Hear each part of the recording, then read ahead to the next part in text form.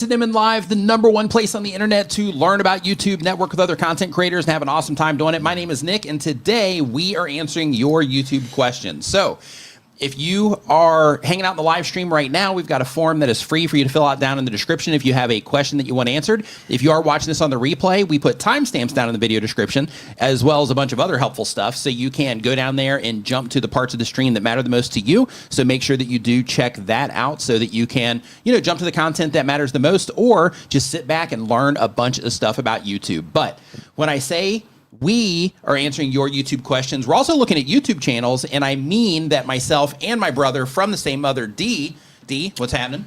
It's been a bit. It has been a minute. It has. We have For you, it's been a minute. Right. Yeah. We had some technical difficulties. I missed you. Yes, sir. That's what I'm trying to say. I missed all of you. Yep. I mean, I get to see him all the time. Yep. Whenever he's so busy. Yeah, I'm not actually. I have to call him and call his assistant, and hey. It's actually the other way around. I send Dee a message, and then he'll reply to me like 6 hours later and be like, "Oh, sorry, I missed this." Is Nick going to be available for coffee this next Tuesday at 4 p.m.? So I hope everybody's had an awesome week. Hope you had a great week. Hope you hit those milestones. I hope you are doing great. We're going to look at YouTube channels today. Yeah, we're going to do all the stuff. We're going to do all the stuff. Do we have YouTube news? Hold on. Because I feel like there's stuff to talk about today. I feel it in my bones. There's actually not a ton when it comes to YouTube news, but we will go ahead and get into it, though. My bones must be lying to me. They might be, but there is some stuff. So the very first is, for those of you that live stream, you can turn the leaderboard off for your live streams, and people can also turn themselves out of the leaderboard in your privacy settings as well. In addition to that, YouTube is renaming the copyright tab to content detection, because they're also putting the likeness thing in there to cut down on people impersonating other content creators, which is fantastic. I just want to say that thing doesn't work very well to begin with. On the likeness thing, or just the copyright thing? Their content detection. Oh, sure. I mean, if you upload something that belongs to like a major record label, then it works. It works every time. Yeah. 100% of the time. But if somebody takes your stuff, maybe. Yeah. Anyway, go ahead. Yep. But yeah, so with that, the copyright tab is turning to content detection. Basically, one of the things that they are, rolling out with that, and part of the reason for that change is because they are putting out the likeness detection, which is cool. Because with that, with all the AI technology that is out there now, I've got a video coming out about this coming week. It's easy to clone people. It's easy to clone yourself, things like that. So it's going to just kind of build those protections in for people, so that if you do have an issue with that, there's a place where you can easily deal with it directly inside of your own YouTube studio, if you are, part of the YouTube Partner Program.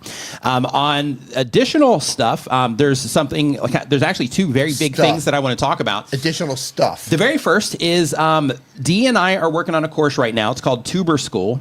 We put a link down in the description. You can also scan this QR code right now, or go to tuberschool.com if you are interested in that. Long awaited. Yep. If you are interested in that, we are going to be teaching you all about YouTube production and growing your YouTube channel as well. Everything you need. All the stuff. Everything you need to succeed on YouTube. Everything. And with that, secrets. All you have to do is hop into the wait list, and then as soon as that is ready, then we will notify you of that.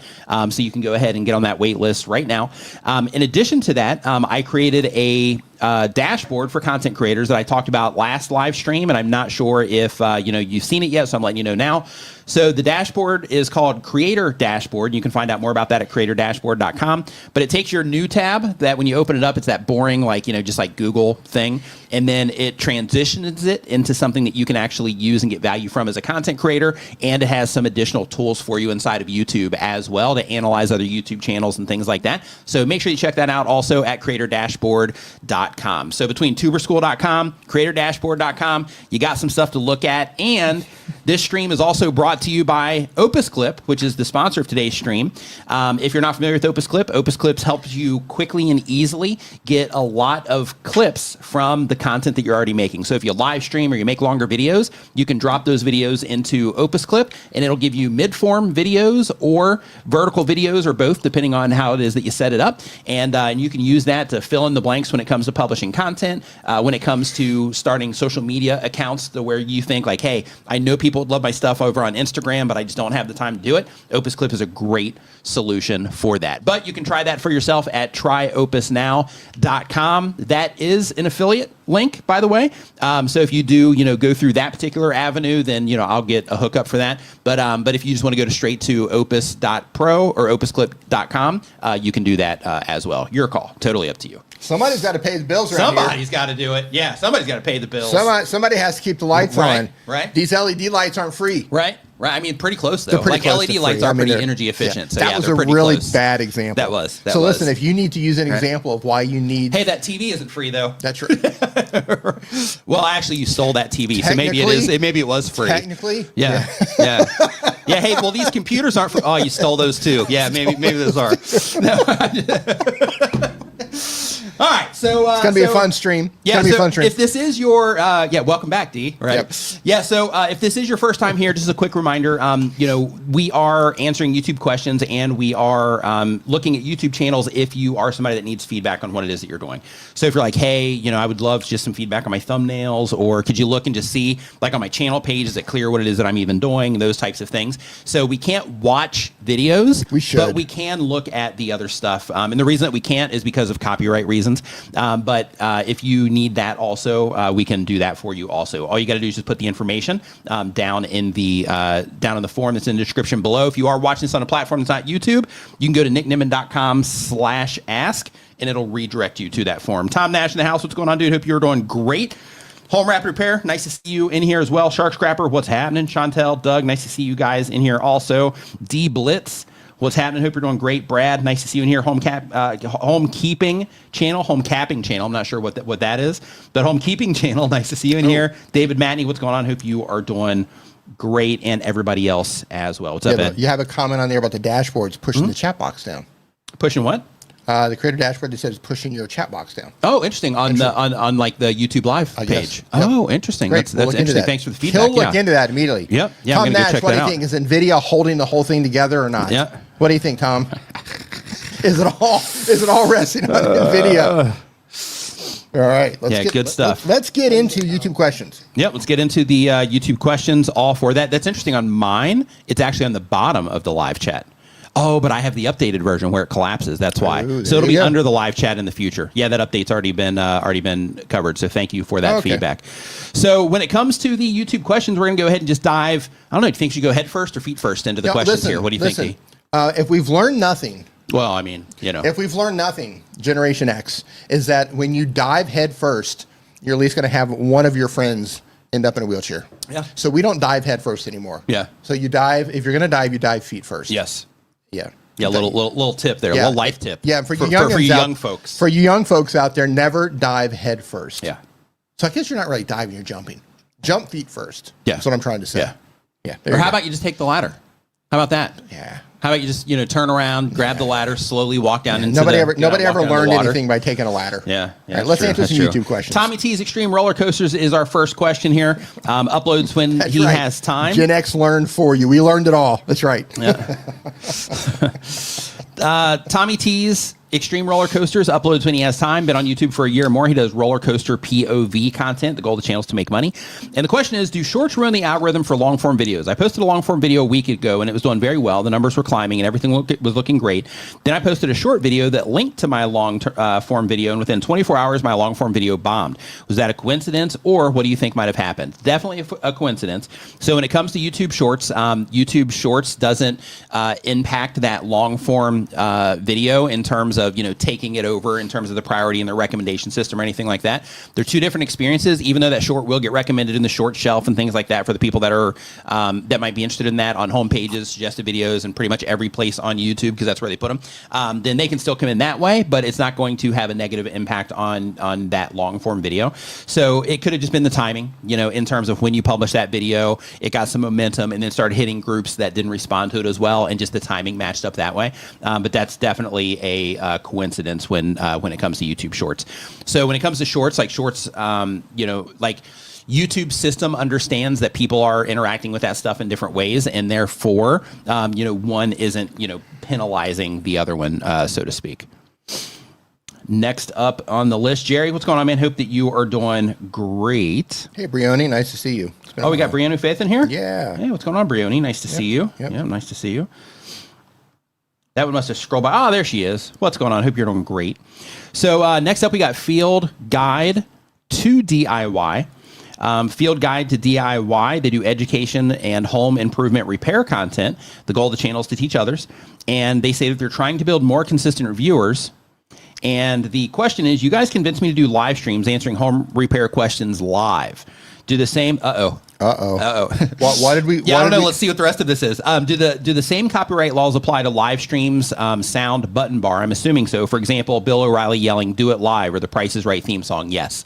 So if you're live streaming, all of the same copyright rules apply. So let's put this into other scenarios. So one, let's say that I wanted to add, because we have like a sound effects panel over here too on the Rodecaster that we use.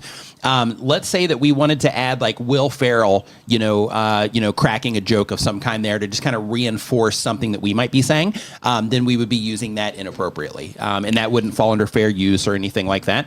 So you definitely do not want to do that sort of things in terms of your sound pads. People do it, people get away with it, but at any moment, that door could close for those people. Yeah, here's what's really going on. Nick is correct.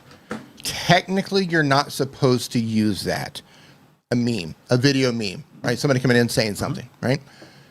That being said, people are getting away with it because the detection systems that are used to identify these don't capture something so short.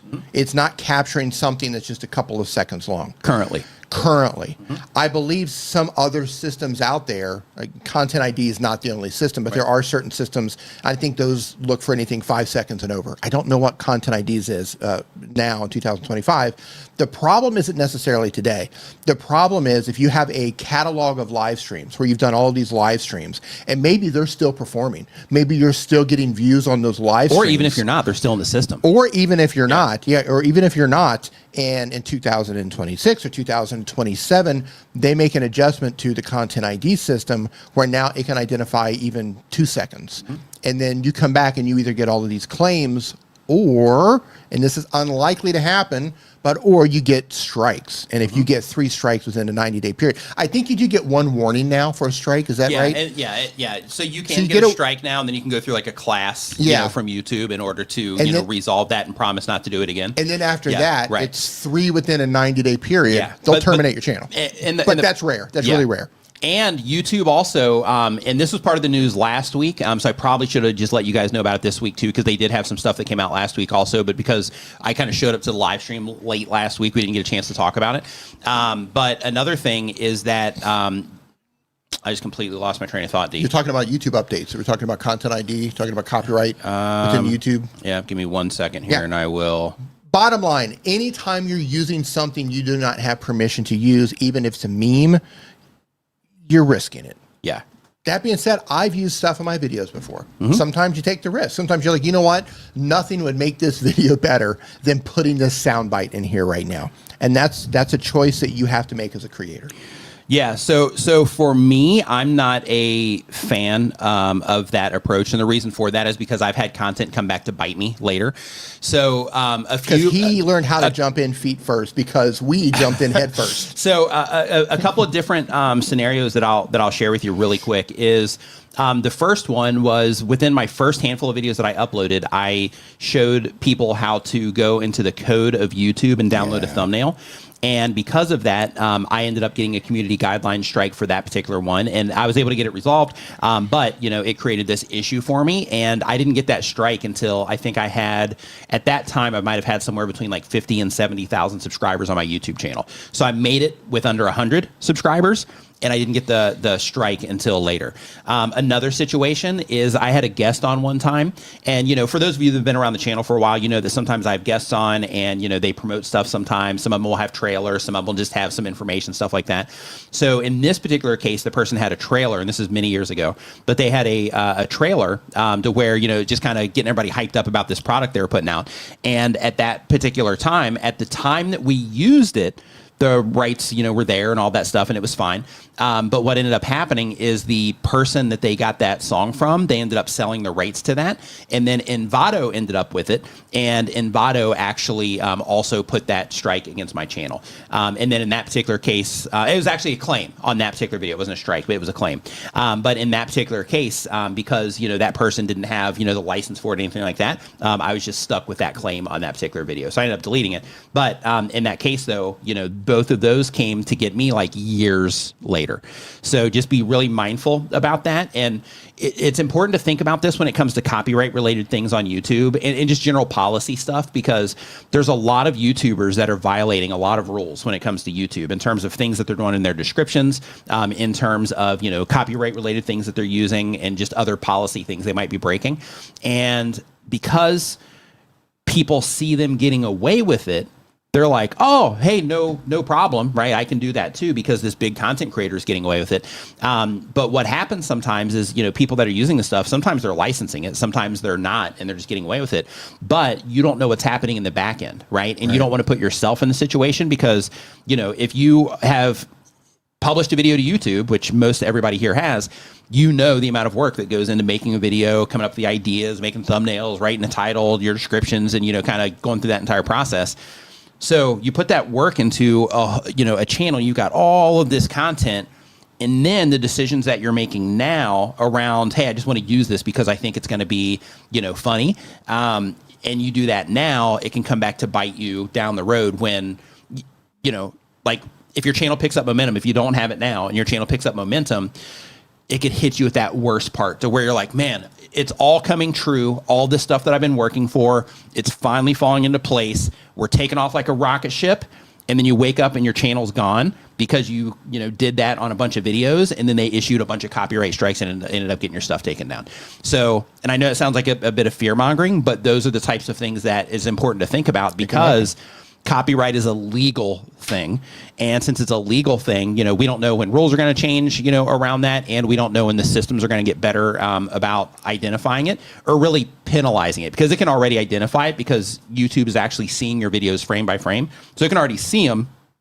But in terms of enforcement, right? Like we don't know when that button's going to be, or that switch is going to be flipped over. And when it does, there'll be another apocalypse when it comes to content creators of people dealing with that particular problem. Here is a storm that's on the horizon. Really long answer to a pretty short question. Yeah, man. Like you were going on and on. To know, though. I was over here sending text messages, and I'm like, yeah, he's just like rambling on. Like, all right, hey, I'll be in Florida on the beach. Just let me know when you're done with this rant. Right. Yeah. I'm like booking airplane. I'm like booking tickets. I'm like going to hotel rooms. Mm-hmm. A storm that's on the horizon, and I think it's going to be here sooner than later, due to the tsunami of AI-generated content and all of the services out there creating AI content, be it music or video or the likeness of other people. People are using it to create logos and violate trademark. At some point in time, probably sooner than later, I think there are going to be drastic changes to copyright law and trademark law. Could be wrong on that. Yeah, I'm with you. But I think they're going to have to make some changes due to what AI is doing. Yeah. And we don't know how that's going to affect us as creators. So I would say take the risk if you want to take the risk, but understand if you don't have proper permission to use something, you are taking a risk. Yes. You are risking your property on social media, on YouTube, your channel on YouTube. You're risking that by using content or music or meme, clips out of movies that you don't have the rights to use. Now, it's unlikely you do get strikes. It usually claims. It's unlikely. But we don't know what that's going to look like in the future. Yeah. So if you're trying to future-proof this and you're trying to build a strong foundation to build a business on, do what you will, but I would play it a little bit safe. Yeah. Just a little bit safe. And if you are going to use it, I wouldn't go overboard. Yeah. That's my 2 cents for what it's worth. Yep. Yeah, I think that's worth a lot, actually. I've done it. I have a couple of videos where I've got like a 2-second thing. Yeah, I don't do it. It's not worth it for me. Yeah, like I don't use it a lot. Just that risk is too high. Yeah. Yeah, that I'm like, just, it'll be just fine, without it. So like I'm just too paranoid. Yeah. But you're just a bigger risk taker anyway. Yeah, we head With first. me, I'm like, right. Yeah, I'm feet first, you're head first. Feet first, right. head first. Yep. Yeah, just in case anybody wants to know the difference between the two of us. Yep. What's so different about you guys? Feet first, head first. Yep. Headfirst twice. Yep. Old and busted, new hotness. That's right. Yep. Yep. No, I'm just kidding.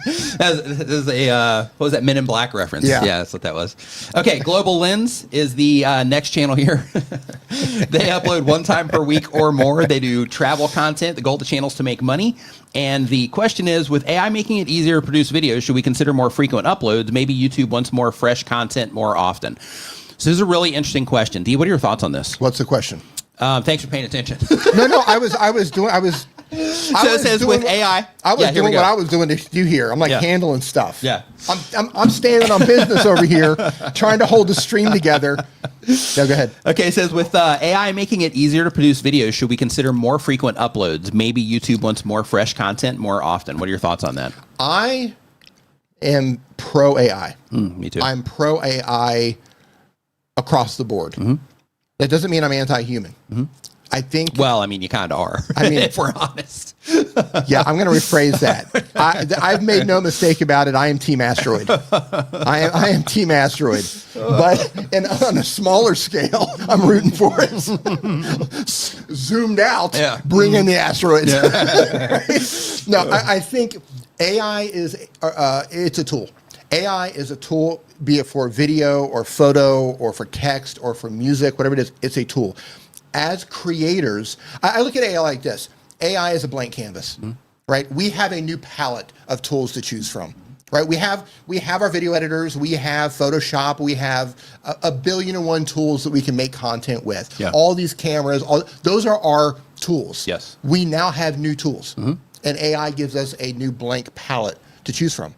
Right? Do you need tools to help you come up with ideas, to come up with to help you with your titles, your scripts, your bullet points, your emails, your workflow, your business, whatever it is? You now have a new tool to do that. Do you need help with ideation when it comes to thumbnails or creating imagery or B-roll? You have tools to do that now.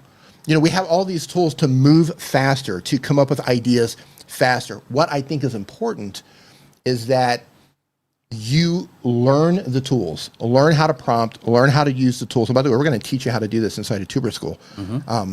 I've been running secret projects using AI, and you've been working on some AI stuff too. So there's some interesting things that you can do to get ahead, but use it as a tool to help you move faster, to help you come up with ideas faster. So if you're ever in a situation where you're just stuck, and we've all been there, I don't know what I want to make a video about. I'm not sure about this title. I'm not sure if this looks good. Use AI to help you brainstorm, come up with ideas, move faster, create faster, find B-roll faster, create B-roll faster, voice overdubs faster, whatever it is you need to do to maximize your output. Because you've been given a new set of tools that allows you to move faster. I don't care if you're anti-AI. There's a huge argument about, AI is going to ruin this. Yeah, maybe. But we're not putting the genie back in the box. It's open. And AI is out here. Use it. Learn how to use it. If you don't, so with that said, if you don't learn how to use it, you are going to move significantly slower than everyone who is using it. That doesn't mean, hold on, that doesn't mean you have to not be a human. Yeah. It just means that you can move faster if you use AI. Doesn't mean you even have to put AI on video. Just move faster. Go ahead. I know it's a long answer. So with that, but I want to be clear about the strength of the tool that we've been given. So with that, do you think people should be using it right now to create more frequent uploads? Sure. Okay. Sure. So I was looking for. Listen, every single video that you put on any platform is another opportunity. Think of it like fishing, right? Every bait that you put in the water, you have an opportunity to catch a fish. So if you're a business owner, or you're trying to build your personal brand, or you're trying to make more money and you're trying to attract sponsors, or you're trying to get paid through ad revenue, sell things, whatever it is you're trying to do, every fishing rod that you've got in the water with a worm attached to that hook is another opportunity. Yeah. Every video you upload to any platform is another opportunity. Yeah. So if you can use these tools to move faster, to give yourself more opportunities, then you're going to increase the likelihood that you're going to succeed at whatever it is you're trying to do. Use the tools. And with that, I just want to add to the second part where you say maybe YouTube wants more fresh content more often. So YouTube absolutely loves fresh content. Yes. But what they like more than fresh content is fresh content that people respond to at a competitive level against other videos. So period. I just want you to know that when it comes to, using the AI tools to produce more, producing more may or may not be the answer depending on, the response that you're getting from the content. But if you're getting a great response from the content, people are responding to what it is that you're doing, and you're like, okay, how can I use some of this stuff to actually increase my output? Yeah. Then in that case, absolutely experiment with trying to figure out how to do that. But if you're like, hey, I'm still trying to figure out how to get people to even respond to my videos in the first place, then focus on that. Right. And with that, like Dee was saying, you can use some of these tools to get some feedback on some of the things that you're doing, like thumbnails. For example, you can take your thumbnail with the title, drop it into, ChatGPT, and you can ask it, what it thinks that you can do better. I've automated this. vidIQ's automated this. I've done it through my new creator app. vidIQ has a similar thing. But basically, like all of us, we're all, using these services to plug into it with our own custom prompts attached to it. But basically what you can do, anybody can do if you have a ChatGPT account, is you can just upload your thumbnail, upload your title, and say, this is, what it is that I'm putting together. Can you look at the synergy between my title and give me any clear points of focus in my thumbnail, and let me know if things are too cluttered. Let me know if the words are easy to read. Let me know if I have too many words in here, and any additional advice that you might have. So that's just a bare bones way to just get some type of feedback on what it is that you're doing with your thumbnails. Another thing that you can do is when it comes to your audience retention reports, and I have a tool for this one also, it's just not live yet, but you can also take a screenshot of your audience retention report and just make sure that with that screenshot, that you get the time, the time on it, and then you upload that particular image, and then you go into your watch page of YouTube, and then you open up your transcript. You can get to that through your video description, and then make sure that you have the timestamps turned on, and then select it all, copy it, and then you can paste that in there, and then you can also say, here is my, captions for this with timestamps. This is what my audience retention reports look like. Do you have any ideas on what could have helped or hurt this video? And it's going to give you information either way. But basically what you want to do is you want to take that information and you want to say, okay, based on what this is telling me, does any of this make sense for how people might be responding to my content? If so, yes. You don't want to take it as absolute truth, but you want to say, okay, based on this feedback that I'm getting, do I agree with any of this stuff that it's saying? And also keep in mind that other things matter too. Like maybe you were saying all of the right stuff, but maybe you weren't showing the right stuff. Maybe you were saying all the right stuff, but maybe your music came in just too loud and it was hard for people to hear. Or maybe you were saying all the right stuff, but maybe, the audio, the microphone wasn't good enough. You had all this weird room noise and stuff, and it made it difficult for people to hear, stuff like that. So there's those variables too that you have to consider, but that's just a really good way to just start getting some type of base level feedback from what it is that you're doing. So using the tools in that way is also, can also be really helpful in terms of helping you fine tune that initial stage so you can get that response. Then once you get that response, then if you want to start increasing the amount of output, that would be the time that you would do that. I want to go a little bit further for a second here, because this is a great comment from Schmoke's Shop. He says, y'all play with your little robots. I'll be the last genuine YouTube creator. Admirable. Yeah, it is. But you're thinking about AI wrong. When I'm talking about using AI, I don't mean that you're making AI videos. I'm using AI to help you learn, to help you move faster. Let me just give you a couple of examples of efficiency. Let me help you with a couple of things that you probably haven't thought about. Just using something bare bones, ChatGPT. You can say, I want to put a music bed under my video, and I want to carve out EQ frequencies based on my voice so that my voice doesn't get buried in the frequencies. Listen to my voice and tell me what frequencies to cut in the EQ curve so I can adjust the music so it doesn't... I have this in my video coming out this week. Really? Yep. So it doesn't conflict with my voice, so my voice is clear and the music gets out of the way of my voice. And it will tell you how to do that. Yep. Right? That's using AI to actually enhance what you're doing. Enhance what it is that you're doing. You can also use an AI agent. You can just use ChatGPT's agent, and you can set it on a mission. Let's say there's multiple channels. This is in my video this week too. Really? Yeah. Okay. Yeah, I got the video coming out. It's basically like a bunch of the different ways that we can use AI as content creators to get better at all the stuff that we have to do. So you can use an agent. Try to put a spin on it to maybe you didn't have your video. Yeah, now I got to think outside of the box. All right. You can create an agent, just even in ChatGPT, and you can look at the channels in your niche, and you can say, here's this channel, here's this channel, here's this channel. Look for patterns in their titles, look for patterns in their topics, and try to identify how they are choosing topics and titles, and provide it to me in a way that can help me increase the likelihood that I can figure out how to use better topics, choose better topics, and write better titles based on those patterns that they're using that are successful. And comb the comments and try to find questions where they didn't cover things, and see if you can find patterns throughout the comments to where I can find an opportunity to make a video to cover something that they didn't talk about.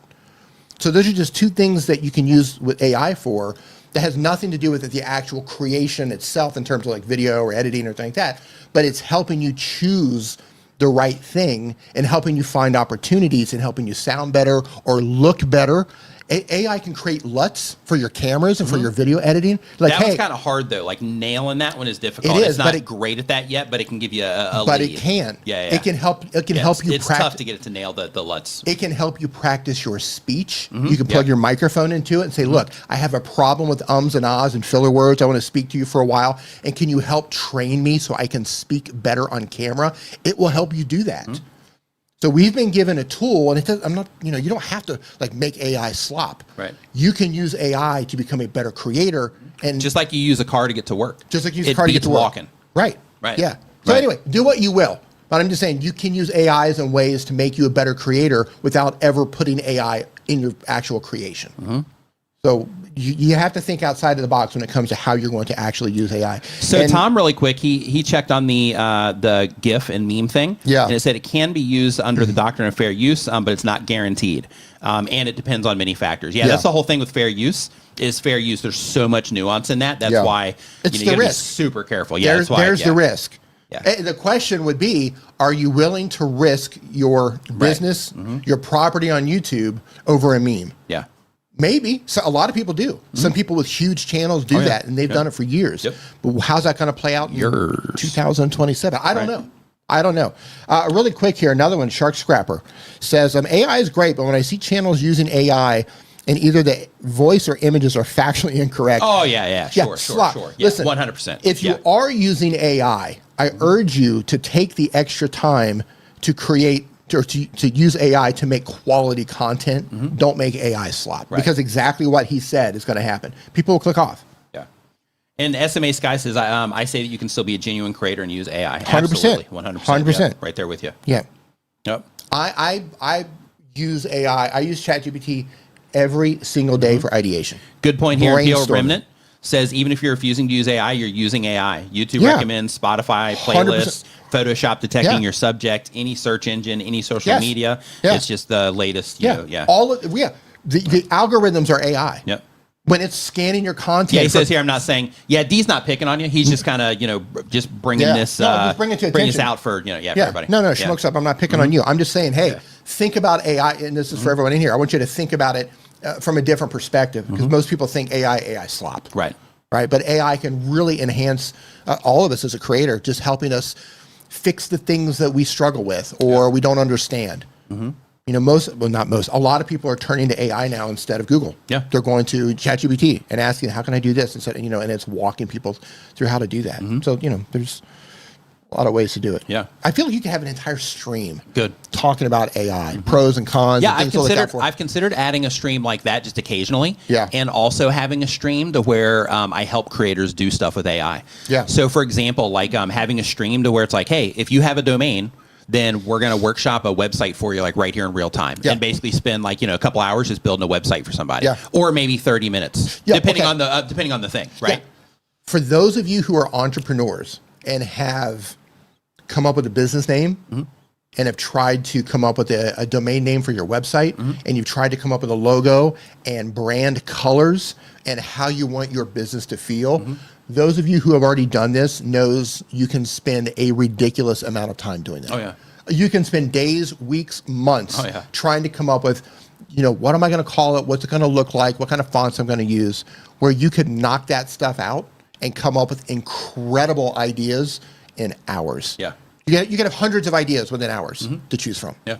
using. It's incredible. Yeah. Absolutely incredible. Yeah. Move faster. Work smarter. So just as a quick reminder, if you are just joining the stream, if this is your first time here, we are answering YouTube questions. It's completely free for you. All you have to do is we have a form down in the description. You just click on that form, put in the information for the question, and then we get the questions answered here on the stream. So if you're watching this on another platform that's not YouTube, just go to nickniman.com/ask, and it's going to send you to that same exact form, and then we'll get you taken care of. Now, before we move on, I want to touch on this for a second. I believe, and we're going to move on from AI, I promise. Okay. I believe that as we move forward and as AI content is just taking over wildly, I think humans are going to gravitate. I mean, some people don't care. Like we were talking today, the soul covers and the jazz covers and the country covers of some of the popular songs out there. Some of them are better than the originals. They are. And Yeah, I feel like it's blasphemous to even say that, but some of them are. Shame on you, D. I know. No, I'm just kidding. But I think there'll be a group of, lots of people who won't care. Content is content. But I think there's going to be some people who still want that human connection. Yeah. So what I do recommend is, as creators, try to add as much humanity to your content as possible. Yeah. I still think that long term is going to do well. But don't let that derail you from, I'm trying to figure out how to say it. Don't let that derail you from, like, if you want to have side projects, like, hey, I'm going to make this channel and it's human. It's always human. I want people to feel like it's, there's no AI here. There's no AI content, but feel free to also make content elsewhere on other platforms or a second channel where you do use AI content. Yeah. There are no rules to this. Right. The only thing that matters is what are your goals and what can help you achieve those goals. Right? How can you achieve those goals and how can you achieve them quickly? Truth. Yeah. All right, let's move on. So from next AI. up on the list here, we've got JoyfulTrails. JoyfulTrails. Let's see here. They do bi-weekly content, but on YouTube for a year or more. They do bike trail reviews. The goal of the channel is to have fun.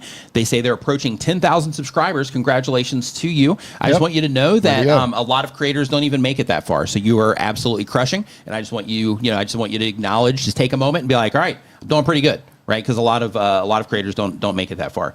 But it says, looking to continue to improve. Take a look at my channel and give me any tips that you may have. Okay, give me 1 second here. Do we have the first contestant today? We do. We definitely do. All right, let's take a peek. See what they're working with. Yes, sir. Peek is coming in. Yep. Okay, JoyfulTrails. Let's see what you got here. Give me 1 second here to share my screen. Okay. Okay. Hey, Eric, how you doing, man? Only 54 days till Christmas. That's crazy. Yep, I hope everybody had a fun and happy Halloween, too. That was yesterday over there. Yep. No, that's today over there. Oh, you're yesterday right. here. Well, no, they're starting November 1st here. So it was yesterday for them, too. Yeah, because it's Saturday, November 1st in the morning. So they had Halloween last night.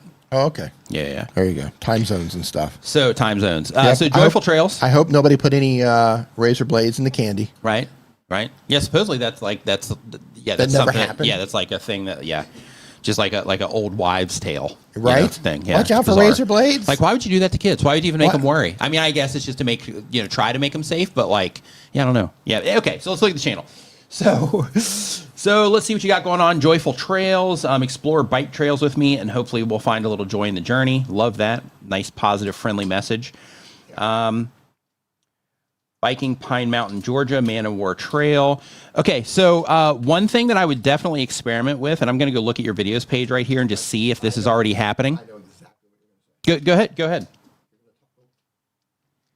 It's a bike channel, right? Yep, going on showing bike trails. You're going to recommend putting a bike in every thumbnail? Yes. Yep, or most of the thumbnails, or at least A/B testing every thumbnail with a bike in it.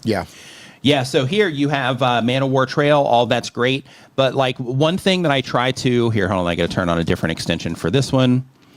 One thing that I try to have people consider when they are putting their thumbnails together is if you... I think I have to refresh before this one will work. There we go. Is if you were to look at your videos, any of them, and you were to look at them without any titles on them, then in that particular case, if I'm somebody that's interested in bicycling and finding these trails, then in that particular case, if this was showing up on a homepage next to a bunch of other content, I should build that into this review tool to where basically I can hit a button, it'll show a bunch of other content on that person's channel. So then it'll just kind of show what it looks like in the grid. Okay, but anyway, so if this was to show up on like somebody's homepage and they're interested in the bike content, another thing that's important to think about is that if somebody's interested in, watching content, about bike trails, that sort of thing, if they're a cyclist, then in that particular case, there's a really good chance that YouTube is also showing them more cycling content. So the idea is that you want to leverage your thumbnails to help people identify at a glance that this has something to do with something that they care about, which in this case would be the bikes. And then you can also do the trails too. But one thing that I would experiment with on this is when you publish videos here, and you might be doing this already, but I'm just sharing this with you just in case, is when you are publishing videos here, I would definitely use YouTube's A/B testing tool, and I would put stuff like this, and then I would have a comparison thumbnail to where it's something like this, but with a bike in it, right? And make sure the bike is big enough and it's prominent and that it's really easy to, identify at a glance, because that's where this, becomes important. Because I think the scenery and all this stuff is great, and here you mentioned bike trails, which I think is good on this particular one. But the idea is to do this in a way to where it helps people be able to identify that this has something to do specifically with bikes. Same thing here, right? Like worst trail of the year. Is that a trail for bicycles? Is it a trail for, motocross bikes? Is it a trail for four-wheelers? Is it a hiking trail, a walking trail? Like by adding that type of imagery or that context. So worst bike trail of the year would help that connect with the people that are interested in bike trails a little bit more, right? The whole thing is about identification at a glance. Hover over that video real quick. The worst trail of the year? Okay. Yeah, I just want to give just that. Okay. A lot of people hover over videos. Mm-hmm. And when or if you just stop in the mobile feed, it happens automatically. Right. Yeah. I would be really careful about the imagery that you show that can show up during the autoplay. Mm-hmm. Because as you can see right here, it's showing football. Mm-hmm. And that is completely the opposite message in terms of worst trail of the year. So you need to be mindful of that. Also, YouTube is looking at your video frame by frame and making its own internal tags and trying to figure out what your video is about. Mm-hmm. So be careful about the imagery that you're using if it doesn't actually add to the video itself. Yeah. I'm not saying that this particular, clips of football did any damage to your video, but it may stop some people from clicking in and watching if they hover over a football. Right. That has nothing to do with trails. Right. Click away. Mm-hmm. Hey, really quick, Gregor Brown says, is TubeBuddy still the best way to do bulk find and replace in titles or description? No, there's a better tool for that. It's called Creative Fuel. If you go to creativefuel.ai, I think it is, then that will send you to that particular tool for that. But yeah, so when it comes to this though, like I would just experiment, right? With that type of imagery and see if it makes a difference or not in terms of people, responding, in terms of your click-through rate, for these. Right. Because clearly, right, you got almost 10,000 subscribers, you've got 6.4 thousand views, 5,000 views. I saw another one on here. I think you had like 25K. Yeah, to where you can get people watching videos, like people are enjoying your content. So because of that, I would work on the identification thing. But for example, like in this one, you do have, the bike, right? So Ghost Town Trail, and then you got like the person in the bike there. Like here with the train, this one still has 3,000 views on it, which is great. However, the Western Maryland Scenic Railroad, Cumberland, Maryland, Beast of the East. So I don't even think this one is about a trail. At least it doesn't seem like it on the outside. So because of that, if that is the case, another thing that I want to bring to your attention here, especially as you're getting ready to cross that 10,000 threshold, in terms of you're getting ready to cross 10,000 subscribers, which means that you've gotten a lot of views on your videos, which means that you have people that are regularly interacting with your content. YouTube is showing your content to certain types of people. So because of those things, if this isn't about bike trails, I would also be really cautious about doing these types of things. And the reason for that is because if somebody that's into trains likes this, and a bunch of people that are into trains are like, hey, let me go and check this, train content out. And if these types of videos end up doing better, than, or even with this, you have 3,000 people here. And out of those 3,000 people, if those people aren't interested in any of your bike trail content, then this video is working against you, right? Because you've essentially put content and brought in an audience of people that are enjoying that content that don't care about the core content that you make on the channel. So because of that, when you're publishing videos to the YouTube channel, in terms of how YouTube, in its current state is, you definitely want to make sure that you're thinking about it through the lens of, I'm trying to reach cyclists that are interested in, going on these bike, adventures, and I'm showing them all these cool trails. So make sure that everything you publish on the channel is a perfect fit for those particular types of viewers. I want to tackle this one here in the chat really quick. So, do you need the channel up for this or no? No, leave it up. Leave it up. Slay went walking. So the reason why he's recommending it, and I'm recommending also testing, putting the bike in the thumbnail. So YouTube has the testing tools. You can test one thumbnail against the other. You know your niche better than we do. So if people are enjoying the travel, that's fine. But here's what you have to think about. And sometimes as creators, we don't perfectly put our thumb on what makes an audience respond. So when we're looking at a channel like this, we're looking at it in a vacuum. And this isn't how channels are actually displayed to viewers. A video from this channel is going to be displayed to various people who would otherwise watch this video amongst all of their other interests. So they might have interest in music, travel, bicycling, paragliding, you name it, auto repair. They could be interested in tons of different things. And what we're wanting to test is if by putting in a bicycle in the thumbnail, when you put a bicycle in the middle of all these other thumbnails that do not have bicycles, will someone who's interested in bicycling automatically identify, oh, there's a bicycle, I'm interested in bicycling. Of course you're interested in traveling, but does that bicycle get their attention? And that's something that you have to test. Right. It doesn't matter if, of course, they're into traveling, of course, they're into bicycling, they're into trails, etc. But will that bicycle automatically get their attention? Because the goal is at a glance, without having to give it any thought whatsoever, can you get the attention of the viewer?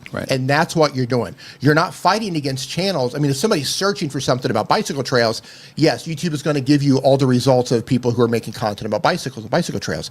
But when they just open up YouTube, you're fighting against every interest that viewer has. Music, any educational stuff. Right. If they're anything that YouTube thinks is a good fit for that viewer, you're competing against that. All of that. Right. So will that thumbnail perform better if there's a bicycle, or if it's the gentleman standing in front of a bunch of trees for that target audience? That's what you test. Maybe it won't work better. You don't know, but you want to test it. Yeah, so what I would recommend to you in this situation is, do the thumbnails like you're currently making them, but like we're saying, test other thumbnails that have bikes in them.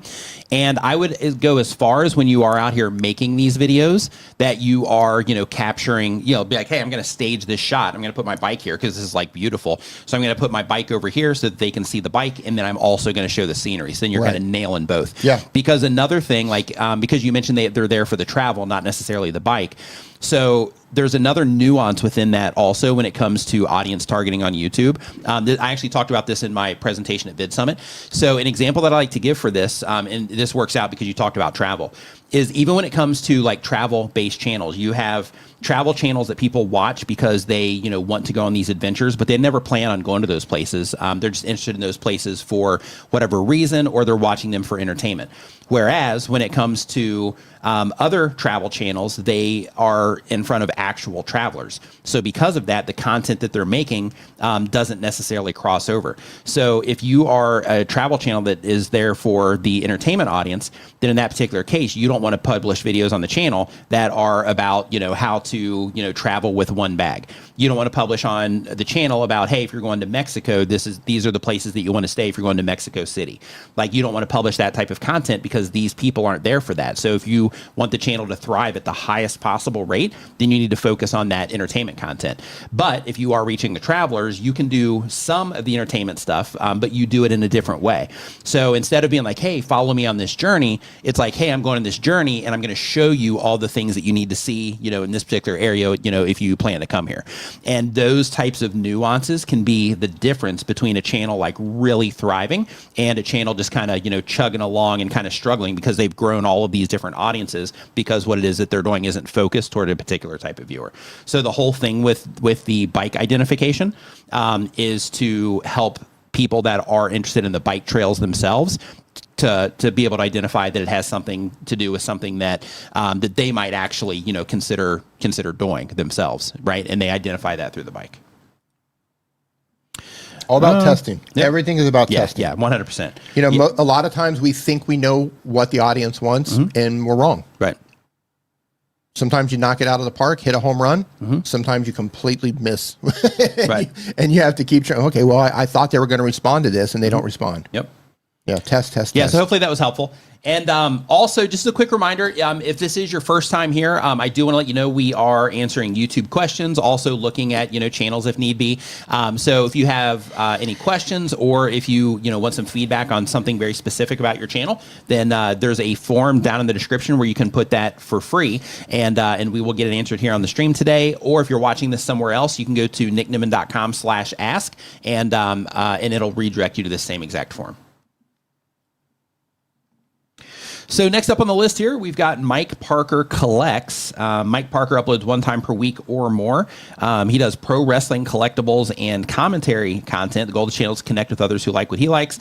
And the question is, should I enable auto dubbing or not? I heard it's good for international viewers, but has a negative impact on videos being recommended in the US. So it doesn't have a negative impact on videos being recommended in the US. But the problem is when it comes to auto dubbing, just make sure if you're going to do it, that you do listen to the end result and just make sure that it kind of matches up with what it is that you're doing. That's number one. And number two, make sure that you do more than, just like a few videos. Try to do as many videos as you can, because when you start doing dubbing, and this is where people complain about auto dubbing because they don't understand this.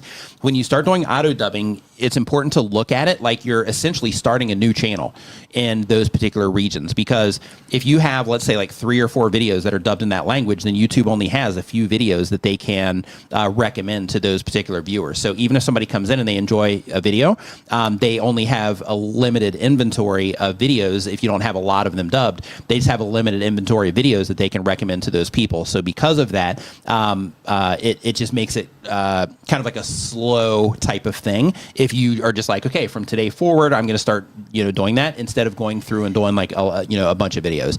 And then even with that, keep in mind that even though your videos are dubbed, you're also competing with content in those areas as well. So you also, your content still has to be competitive in those areas, just like it also has to be competitive in the US.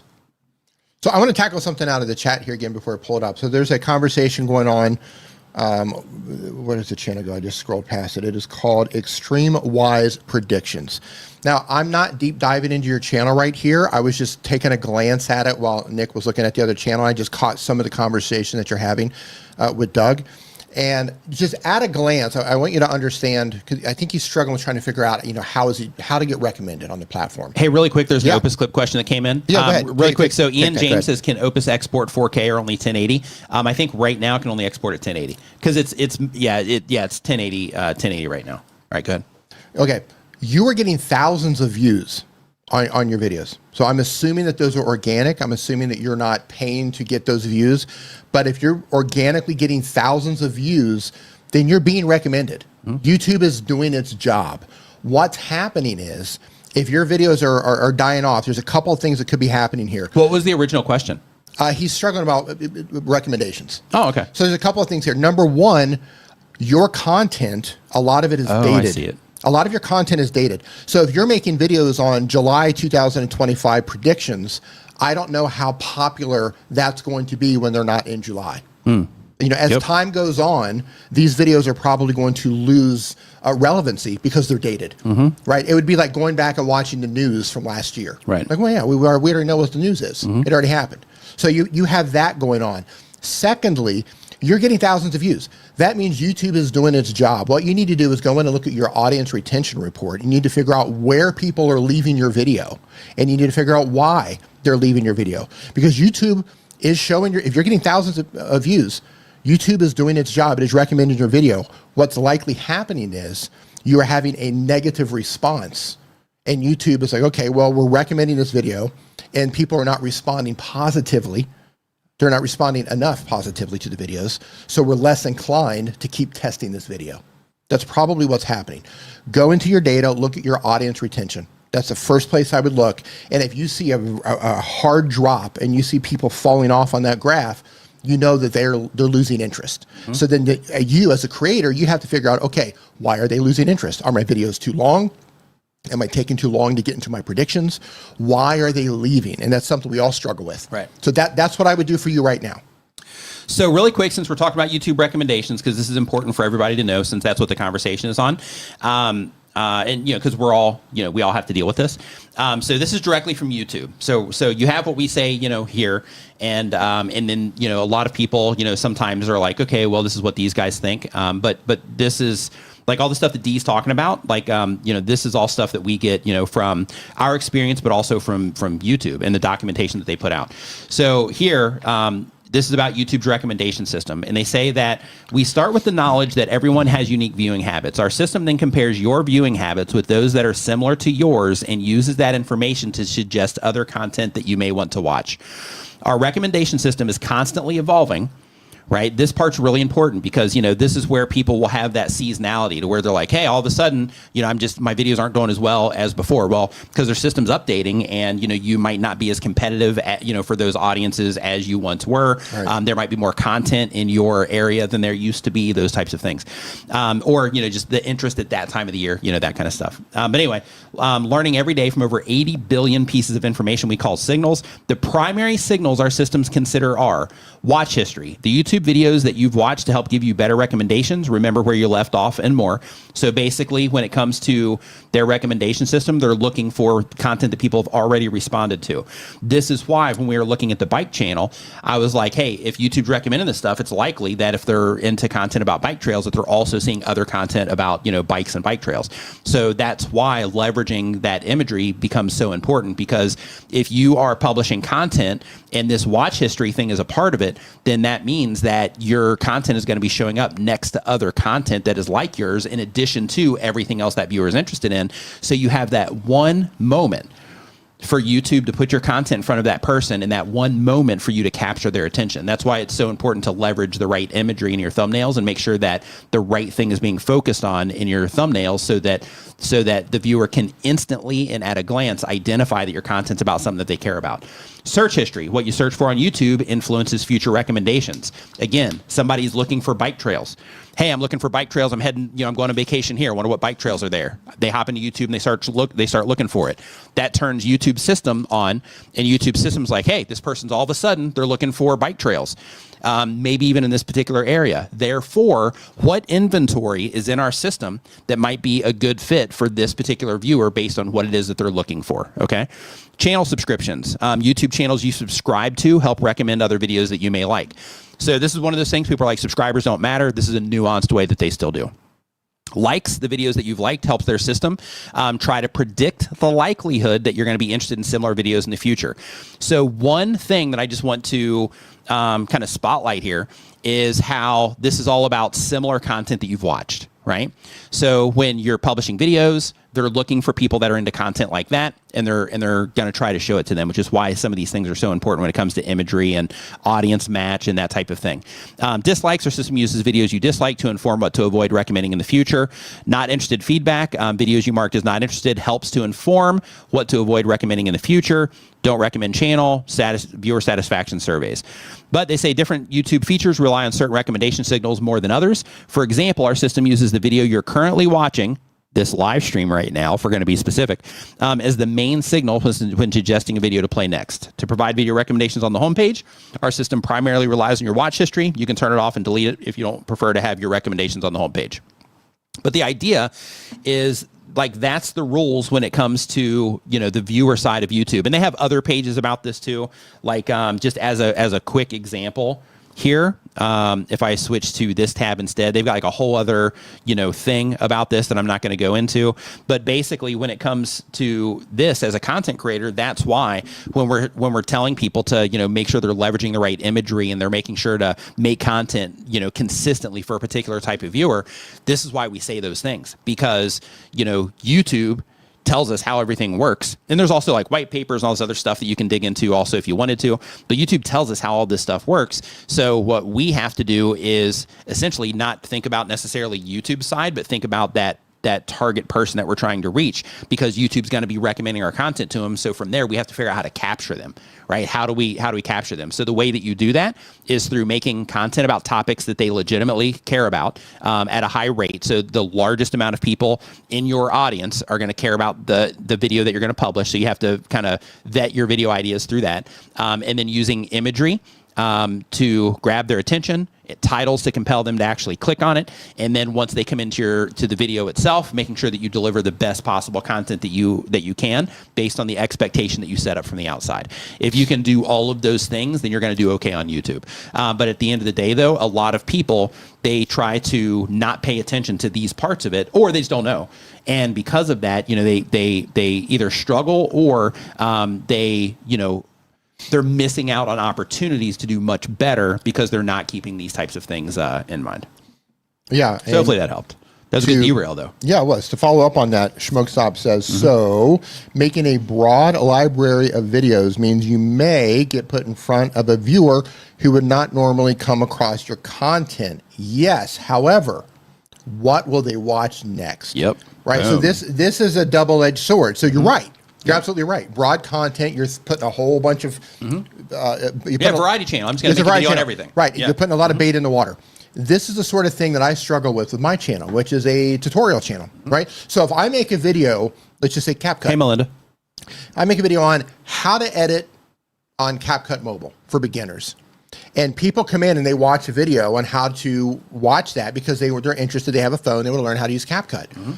Well, if my next video is how to edit on Premiere Pro, and they're already editing on CapCut, then it's highly unlikely that they're going to watch that next video. And what happens is the more they don't watch my content, the less YouTube recommends my content in the future. Yes.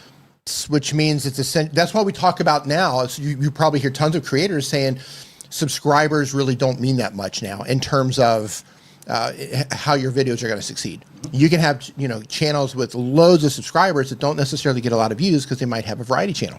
They might have mixed up their content so much. And then you can have smaller channels that have a smaller number of subscribers, but they have crazy view counts because they've kept things on topic and they've built communities around that thing. So yes, you can get a short-term boost by doing that, and that's a choice you have to make. That's kind of what I do with my channel, right? I plant a seed, and then that seed happens. If I'm smart, sometimes I build a playlist out. So if you come there for CapCut, then I have another video about CapCut, then I have another video about CapCut, have another video about CapCut. But once they've run through that, then what? I don't have anything for them. So these are choices you're going to have to make as a creator. So yes, you're 100% correct, but it's a double-edged sword. Yeah, and another thing on the subscriber thing, I just want to make sure that I do bring this to people's attention as well, because that whole narrative of like subscribers don't matter at all thing goes around, and well, I don't think they don't matter at all. Well, I know that you're not saying views. That, but people do say that. Though. I mean, for views, right? In terms of views, subscribers don't really matter for views. So if you look at this right here, one of the things that one of the screenshots, YouTube kind of gives us these hints when it comes to our Creator Studio, and one of the things that impacts video performance in terms of initial video performance. Right. This isn't long-term video performance. This is initial video performance. That's key. Yep. Long-term video performance versus is right here. Right. They have, views are up 92% because more subscribers are choosing to watch this video, helping to increase its reach in YouTube recommendations. So when it comes to, and they do this multiple times. Right. That initial boost. Right. So basically when it comes to, zeroing it in on that target viewer that you're trying to reach, this is where that type of thing, becomes so powerful. Because, like if you have a variety channel and you publish a video on, we're just going to say your shoe haul because you went shoe shopping. I do that. And then and then you publish your next video on building stormtroopers. Man, I was waiting for you to say you do that too, but never mind. I would never. Yeah. I would never be a stormtrooper. But anyway, like or Mandalorians. Sorry. There we go. Then in that particular case, you're in front of two different people, which means that the likelihood of the person in the shoe content responding to the Mandalorian is going to. I mean, you might have some crossover there, but it's not a perfect fit. And then the more you do that, then the more diluted everything gets. So super important to dial that kind of stuff in. Yep. And it can make a gigantic difference in terms of your YouTube channel. Yeah. Geology Dude, what's going on? Nice to see you in here. Build and Fix with Mooney, what's up? Hope you're doing great. Valentine Station, what is up? Saying they're trying to live on the corner of storytelling and community. Love it. Indie Voice, what's going on? Nice to see you in here. Hope you're doing great. Hey, Melinda says, hey, Dee. Hey.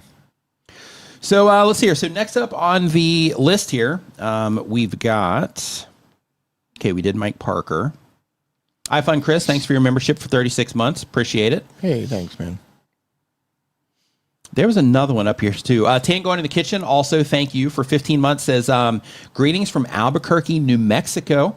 Also, when are we going to be able to tag people in mobile? I know, right? Listen, my goodness. When that happens, well, what are we going to do? When they finally roll that out, what are we going to do? Well, they're not going to roll it out. But here's the thing. If Renee pops in here, he's like, hey, everybody, start tagging on mobile, and it works, like, what are we going to do? YouTube gave us the ability to create AI video Before mobile tagging. Before you could tag somebody on a mobile phone during a live stream. It's about them and not us. Wrap your head around that for a second. Yeah, I don't think they're ever going to roll it out. Or if they do, I mean, every other platform on earth has this, to my knowledge. I don't know what's going on with YouTube. Yeah. I like, they could probably turn you loose in there and you could vibe code it in 3 hours. So I don't know what they're doing. I don't know what the excuse is for why they don't have it. There's nothing anyone at YouTube could tell me to justify why we can't tag people on a mobile live stream. I do have a small solution for you, though. Okay, let's go. Hey, Brian. But before I do, Brian G. Johnson's in the house right now. He has this book called Tube Ritual. Volume 1 teaches people how to grow their channel to 5,000 subscribers and more. So it teaches you all the best practice stuff. You can get this on Amazon. Make sure you go check it out. Hey, Marianne. Brian G., hope you're doing amazing. Dude, nice to see you in here. But yeah, so when it comes to like the mobile tagging, so for those of you that are in the chat right now that are in here on a regular basis and you have a lot of the same people that you talk to, my Creator Keyboard app, if you're on an iPhone, it's free. My Creator Keyboard app is excellent for that. So I was experimenting with it, and basically, I was doing that when I was in the States. And basically, you can just go ahead and build those tags into there to where you type them out for people. And you can do this, just mainly when you have some downtime, but you put the channel names in that way. And then that way, when you're tagging that person, you just hit the little world icon, open up that keyboard, hit the tag, and then switch it back to whatever text you're going to do. Bam, covered. So just as a heads up, if you are somebody that is in here, a lot, and you have, just other people that are hanging out here that you're chatting with a lot, that's a great solution for that. So next up on the list here, and by the way, if you are just joining us, we are answering YouTube questions. There's a form that is free for you to enter your question into down in the description. If you are watching this on any other platform, you can go to nickniman.com/ask, and it will redirect you to the form that we are taking the questions out of. On a serious note, why do you think they haven't added that yet? I don't know. It's probably just not a priority because they do have to pay for everything.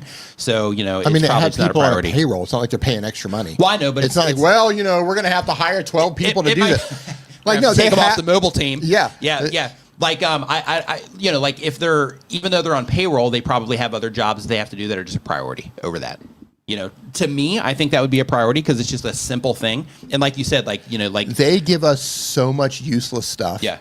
It's just they're probably whoever's making the decisions. Yeah. I just think it's crazy. Yeah. They give us tons of awesome stuff, which thank you YouTube. Yeah. But some of the stuff they give us, like, really. Did you see what they rolled out? So while I was in the States for Vid Summit, we're getting 50 megabyte thumbs. Did you see that? Oh, they're giving us the ability to make thumbnails for 4K for television. Nice. Did you see that? Love it. Yeah, nice. No, I haven't seen that. Yeah, because of the I saw the posts or the news about them rolling out a bunch of new stuff for TVs. I haven't went through that yet. I saw it this morning. Viewership on TVs huge. Oh yeah. So they're allowing us to make larger thumbnails for that. Yep. And they're going to start upscaling our videos. Yeah, they're already doing that. Yeah. So they're going to upscale the videos. Yeah, so, you can opt out of that too as a creator. Right. That would have been good to mention in the news. Yeah. So as a creator, YouTube is going to. They're already upscaling videos, but you can opt out of that as a creator if you don't want them to do that. Yeah. But what was I going to say? Oh yeah, while I was at Vid Summit, I completely lost my train of thought. Is it true you put Renee Ritchie in a headlock during Vid Summit? I'm glad you said Renee. So so it is true. He's the one that actually championed this whole thing, and nice work on his part. But they basically opened up a second chance program. So if you've had a channel terminated in the past, as long as it wasn't copyright related, and as long as a year has passed since that has happened, and it wasn't a hate, it's not a lifetime, and no hate related stuff. Yeah. Right. So as long as it's like you broke rules, you didn't know we're there, that kind of stuff. Right. Then in that case. You have the opportunity now to open new channels to where it's not a lifetime ban anymore. I think that's fantastic. Yeah, because some people, they're young, right? Some people, just make stupid mistakes because they're young. They don't know any better. And then, they get banned for YouTube for life. So like in this particular situation, it opens that up for people to where people can still take advantage of the opportunity, which I think is great. I've always felt, hey, Roberto, how you doing, man? Hey, Roberto Blake in the house. Since we're talking about books. Yeah, man, the books. Roberto Blake, also in the house, author of Create Something Awesome. This teaches you how to profit from your passion on YouTube. You can also get this on Amazon. It's by Roberto Blake. You can see it at the bottom there. Just go to Amazon and look for Create Something Awesome. Roberto Blake. Roberto Blake. Hope you're doing great, dude. Nice to see you here. I've always thought it was over the top, unless you get caught doing something terrible. You get caught doing something that's just inexcusable. Right. Then, yeah, you're gone. Yeah. But I've always thought that just like, hey, your channel's terminated. Therefore, technically, you're not supposed to open any new channels ever. Right. I've always thought that was way over. Like, that's just unnecessary. Yeah. You know, you can make a couple mistakes, channel terminated, and like, whoa, I didn't even know what's going on. Yeah, and to be clear, really quick, so Jerry says, I don't think it brings back to the original channel. Yeah, it does not. Correct. Yeah, so they have to start a new channel. So they have to start from scratch. So it does not bring back the old channel that had the violation. It just brings back doesn't bring back the channel. They have to start from scratch and start a whole new channel. Yeah. Yeah, I think it's fantastic. Yeah, I think it's good. Yeah, me too. I think it's good, especially sometimes you know I can see people doing things they didn't understand. Channels get terminated by mistake. They should always have another chance with that thing. I agree. Terminate that channel, not all channels forever, right? Unless there should be unless you do something terrible, right? I think there are circumstances where it's just like, you know what, walk, right? Don't ever come back. Yeah, sure. There are circumstances where you need to go, and we won't discuss what those are. Circumstances? We won't discuss those circumstances. You can probably figure out what those are. Oh, love it. Okay, so next up we got Design Rescue. Design Rescue, they do daily content, but on YouTube for 1 year or more. They do educational content. Goal of the channel is to teach others. And the question is, are my thumbnails and titles clear and understandable, or am I being too vague? So just to be clear, sometimes being vague can be helpful. Yes. On the title side, right? To where you're just creating a curiosity gap, or even in the thumbnail side, like something's getting ready to happen, you know, those types of things. So let me take a look at what it is that you're doing here real quick. Taking a gander. Design. Oh, we've looked at his channel before. Okay. So let's see here. I think we've looked at his channel before. Yeah, we have. Okay. So yeah, this is another one, right? So, you know, if we put that same thing into practice, pull them up. Yeah, I'm going to. So if we put that same thing into practice right here, right?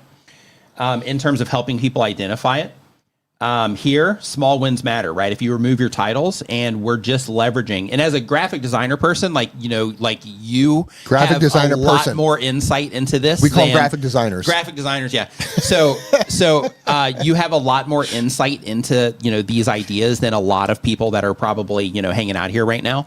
But the idea when it comes to your thumbnails is start thinking of your thumbnails like it's a billboard of sorts, and you only have a split second to grab somebody's attention. So, for example, if you're driving down the highway, and I think I'm subscribed to his channel. Are you? I think so. Yeah. If you're driving down the highway, you know, like everything's just big, bold. They focus you on very specific things because you only have, you know, a few seconds to read whatever that particular billboard says. Your thumbnails are exactly the same. So what you want to start thinking about when it comes to your thumbnails is like this one right here. Small wins matter. Try to think of, okay, how can I make just this thumbnail relevant to a graphic designer? Because right now, at 752 subscribers, what you're leaning on right now is people knowing who you are and clicking on it for that.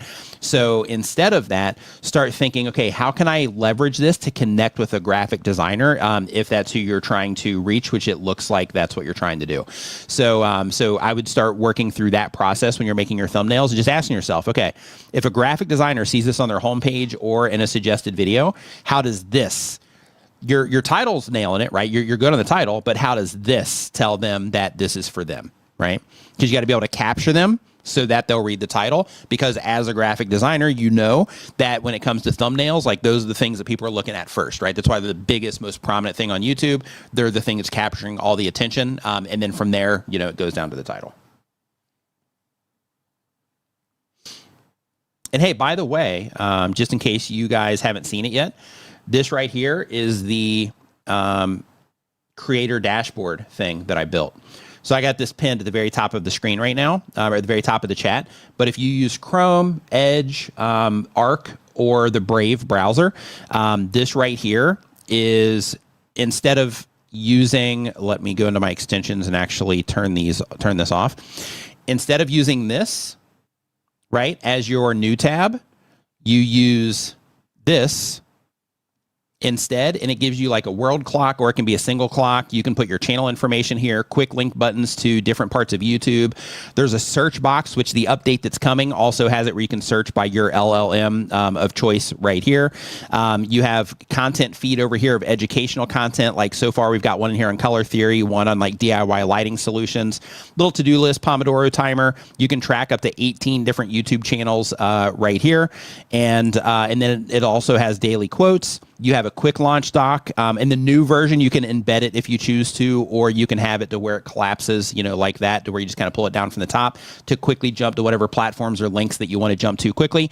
And then it also has some tools directly on YouTube as well. But you can get this. This is completely free. You can get it in the Chrome store, or you can just click on the link either in the description or at the top of the chat right now, and it will take you directly to the Chrome store where you can put that in there. But next question that we have here on the list is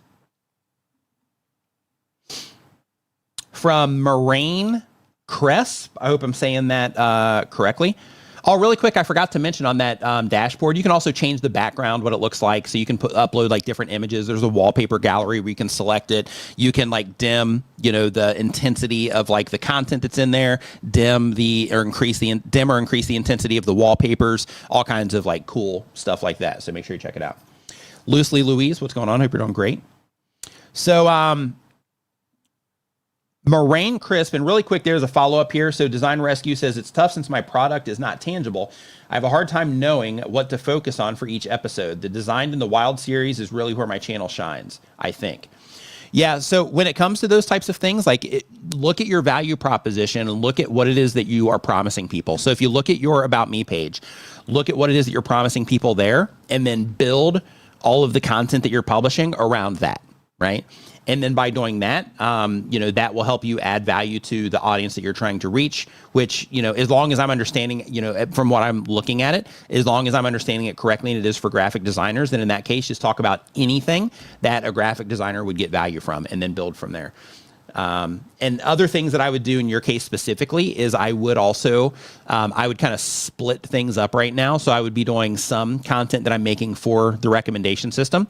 And I have a video that I published earlier this year. It's called like how to grow your YouTube channel in 2026 or something like that.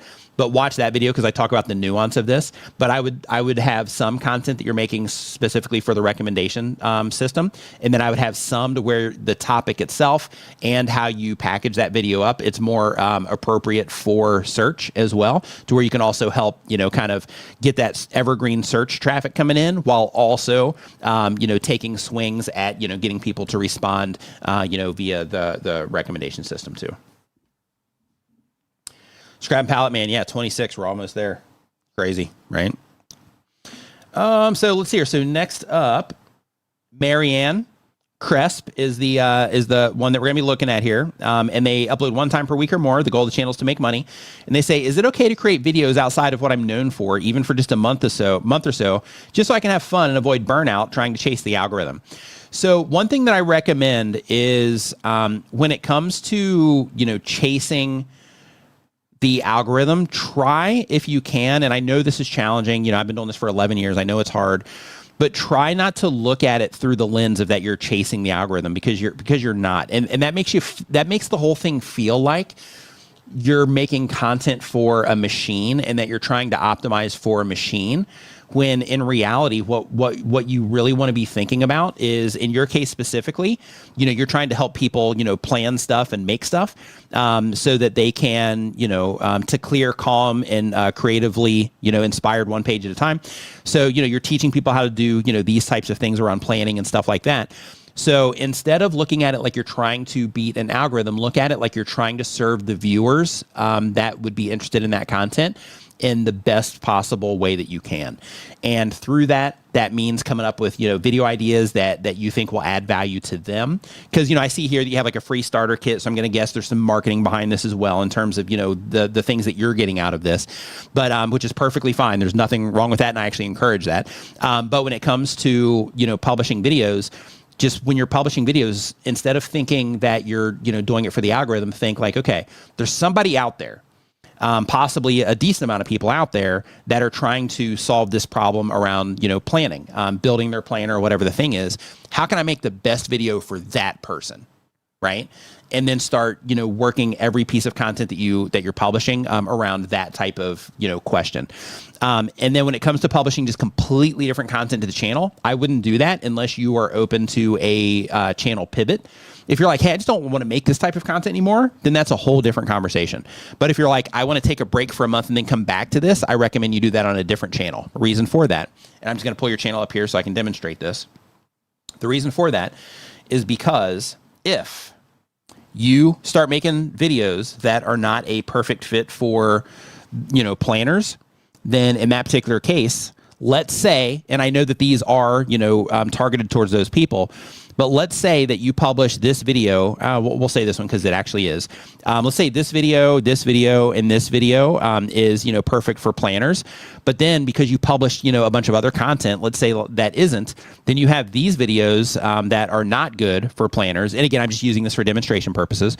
So basically, because of that, what ends up happening is you end up putting yourself in a situation where if somebody watches like these videos that are not a good fit for the rest of your content, in addition to YouTube showing content to people, based, topically on what it is that they're interested in, if YouTube detects that people are really enjoying a channel in terms of they watch this video, they watch this video, they watch this video, they watch them all to the end, kind of followed your chain there through your end screens and all that stuff, and they're just like really getting into what it is that you're doing for this other content, then what's going to happen is YouTube's going to be like, hey, let's test some of this against them because, maybe they might like this content too. And then they're not going to respond to this. And then that's going to be like negative signals to YouTube in terms of, the people, to show your content to that are engaged in your content.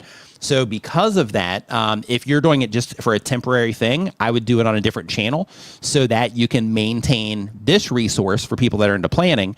And then when it comes to you being finished with that break, then, come back and start working on this channel again. Or if you're just re-inspired from that other channel, you can start heading in that direction or come back and try to pivot or, anything like that, if you choose to. But when it comes to YouTube, the whole idea is thinking about, okay, are the videos that I'm publishing to this channel a good fit for the people that I'm actually trying to reach and serve with this content? If the answer is yes, publish it on the same channel. If the answer is no, then in that case, it's best to, start a different channel for that. For example, if I started making videos about, if I started doing movie reviews all of a sudden, then there'd be some people here that would be like, oh, Nick's doing channel review or movie reviews. This is interesting. I wonder, what his opinions are, on these movies. There'd be a small percentage of that. But YouTube would be showing content to people that have interacted with my channel before, that are into my content normally and things like that. And when that happens, then those people aren't gonna respond well to it. Another thing that happens there is, if we look at this through like a restaurant analogy, if you go to, and we had this conversation, so I'll do it in a different way here. So if you went to Taco Bell, and there's probably gonna be some nuance here too that I don't know about Taco Bell because I don't live in America anymore. But when it comes to Taco Bell, if you go there and you're looking for like burritos and tacos and things like that, and then you show up tomorrow because you've been counting on Taco Bell, that anytime you want burritos, tacos, things like that, you can drive through Taco Bell and they've got you covered. Then in that particular case, you show up to Taco Bell one time and they're like, hey, sorry, we don't have any of that stuff. But if you want chicken, we got you covered. You're like, oh, that's kind of weird, but I'm hungry, so yeah, I'll eat this chicken, but it's not really what I came here for. And then the next time you show up, they're like, hey, guess what? We don't have tacos again, so we're going to give you a hamburger this time. You're like, oh, this is weird. I'm coming here for tacos, but they just don't seem to have tacos. After that happens a few times, you're going to start to be like, oh, you know what? I'm going to try to find a new taco spot because this place that I can count on for tacos, all of a sudden I can't count on for tacos anymore, so I'm just going to stop going there. Right. So with YouTube, it's a very similar thing. Now, with every audience, if you have a lot of people interacting with your content, there's going to be some crossover, which gives you a little bit of flexibility. But at the end of the day, you want to think about it, same channel, same audience, same channel for the content. Different channel for different audiences. Chris Bronow, thanks for the super chat. Appreciate it. I would hit the sound effect, but Dee's away, and I did not bring my iPad today for my secondary sound triggering. And of course, Jerry comes in. He got me on McDonald's last week. Jerry's like the police when it comes to my analogies. He says Taco Bell has been testing chicken for a few years now. They actually had a chicken sandwich taco. See, I knew it. I knew that was going to happen. All right. So next up here. Oh, it looks like Streamsy's down. Doug, do you have any? Are you able to get into Streamsy? I'm able to get in there, but I can't get into the actual stream today. So I've been trying since the beginning of the stream. It's just not coming up. Let me do like a full refresh on that. Okay. So Smoke Shop, thanks for the super chat. Appreciate it. Oh, I know. I'm just giving you a hard time. Yeah, I just think it's funny. Yeah, you got me on McDonald's and you got me on Taco Bell. I'm gonna have to do some research for the next one. All right. So next up, let's see here. We've got really quick build and fix with Mooney. Thanks for the super chat as well. Says my last 10 long form videos I made because of convenience to avoid the heat in the shop, and all 10 videos suffered. I realized this, so my 11th and most recent video got me back. Yeah, it's interesting, right? And those are like little things that we just do as creators. Like, it happens to a lot of people where we do those types of things, and we're like, well, it's inconvenient, or, I don't want to, do that, or whatever the thing is. And then it ends up, being to where it's like, okay, well, now people aren't responding to what it is that I'm doing. So now I gotta, I gotta do that thing that I'm, kind of, putting off or, choosing not to do for whatever reason. Oh, you are in. Huh, interesting. Yeah, like it's not loading for me. Let's see here. So next up, we've got Chad on the Road is the next channel here. Chad on the Road. They upload one time per week or more. They do travel and exploring vlog. Chris Bronow, thanks for the another super chat. Appreciate it.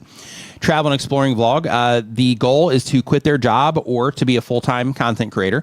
And the question is it okay to have exploring abandoned buildings and haunted location videos along with travel videos, going to tourism spots, filming locations, etc. on the same channel, and create playlists separating the content? If not, could you create another channel and re-upload some of the videos on the main channel to the new channel? So if you are covering an area and the area that you're covering has some of that stuff in there, and you are like, hey, if you're coming to, Montana, then in that case, this is one of the things in Montana that you might want to check out. Then in that case, it might be a good fit.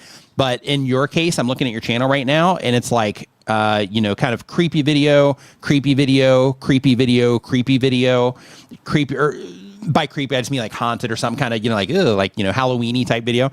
And then here you have, best flight ever, right?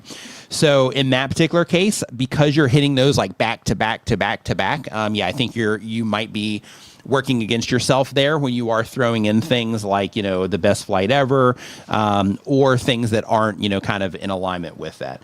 Because again, it's one of those situations to where if somebody's into the haunted places content, then in that case, they, like when you publish a video about your best flight, or the life struggles of a small creator, then in those particular cases, there's not going to be in alignment with those people that are watching that content.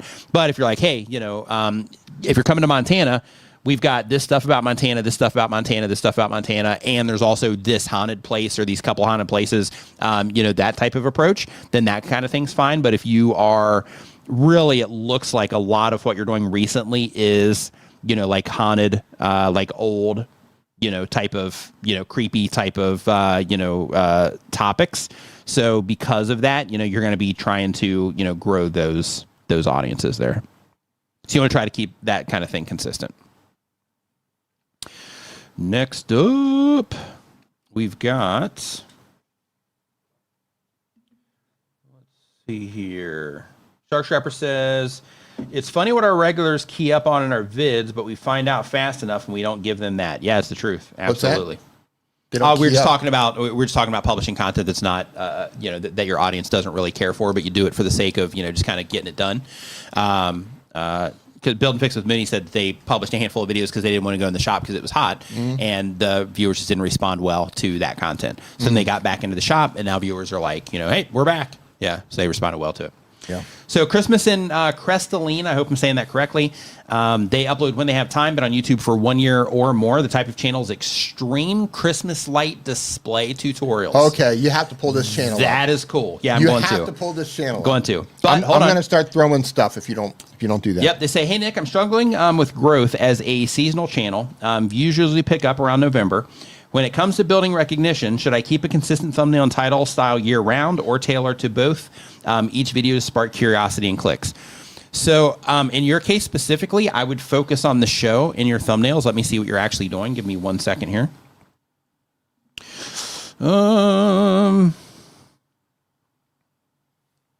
Okay, so you got a roof clip, one left on the roof for 1 year.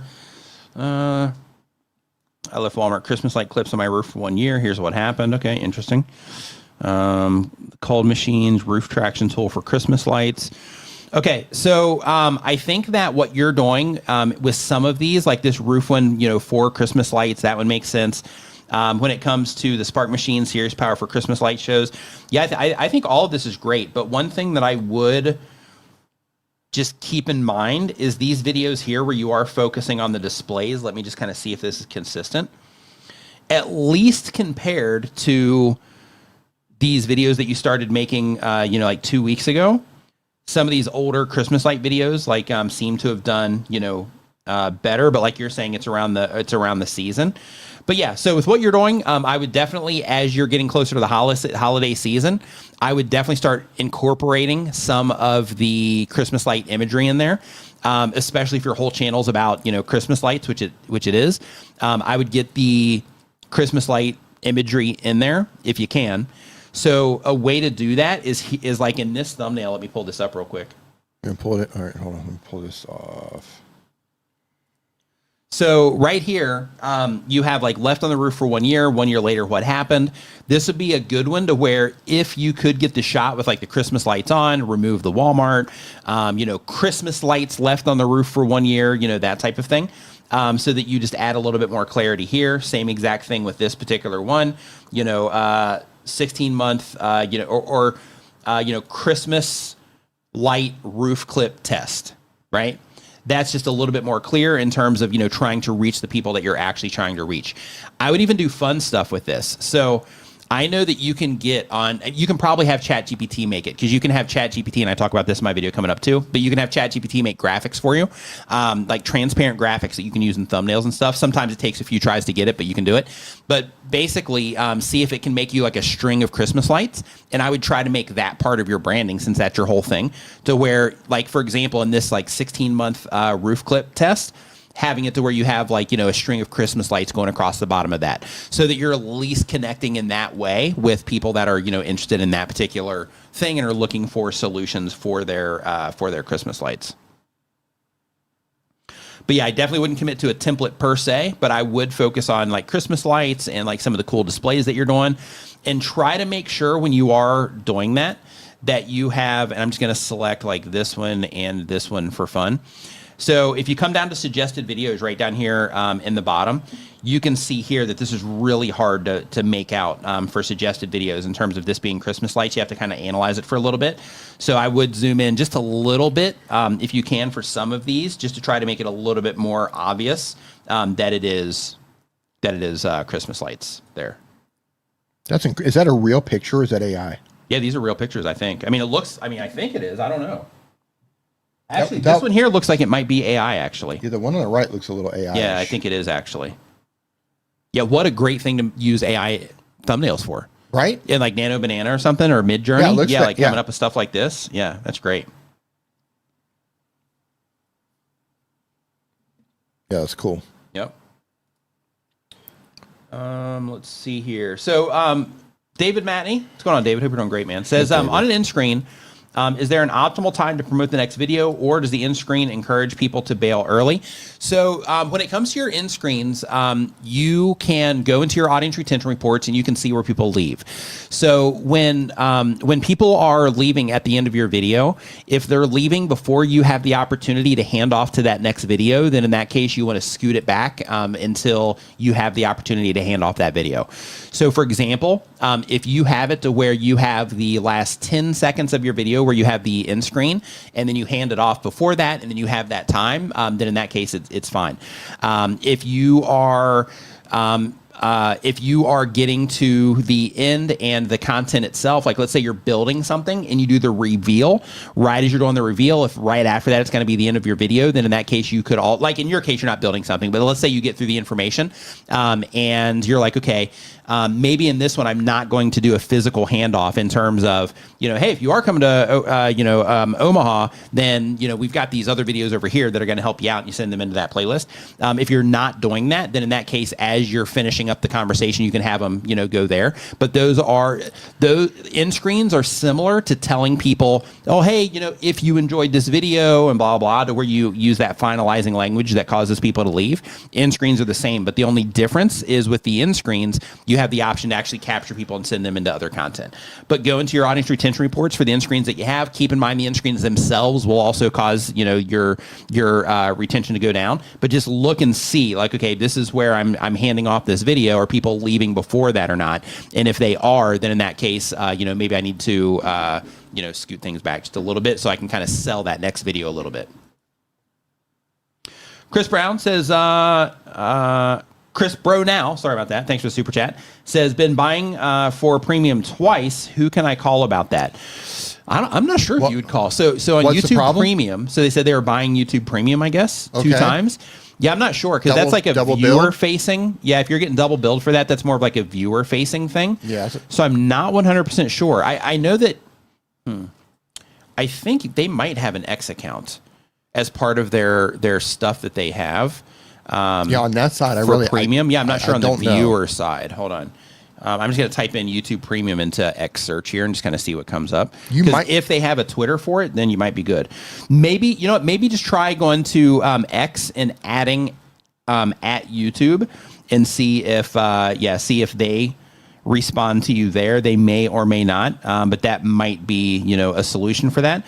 Or, inside of Google, type in YouTube Premium Google Help Pages, maybe. Premium YouTube Help Pages. I'm just going to see real quick if anything comes up here. Yes, they have YouTube Premium and support for creators. So yeah, that's not going to be what you're looking for. But yeah, I'm just going to send you here, and then you can just kind of go down the rabbit hole here just so you have a starting point. So they have a search box up there at the top where you can describe your issue, and that might take you into the place that you're trying to get to. Double build. Yep. Go YouTube. Yep. So let's see here. So next up on the list here, we have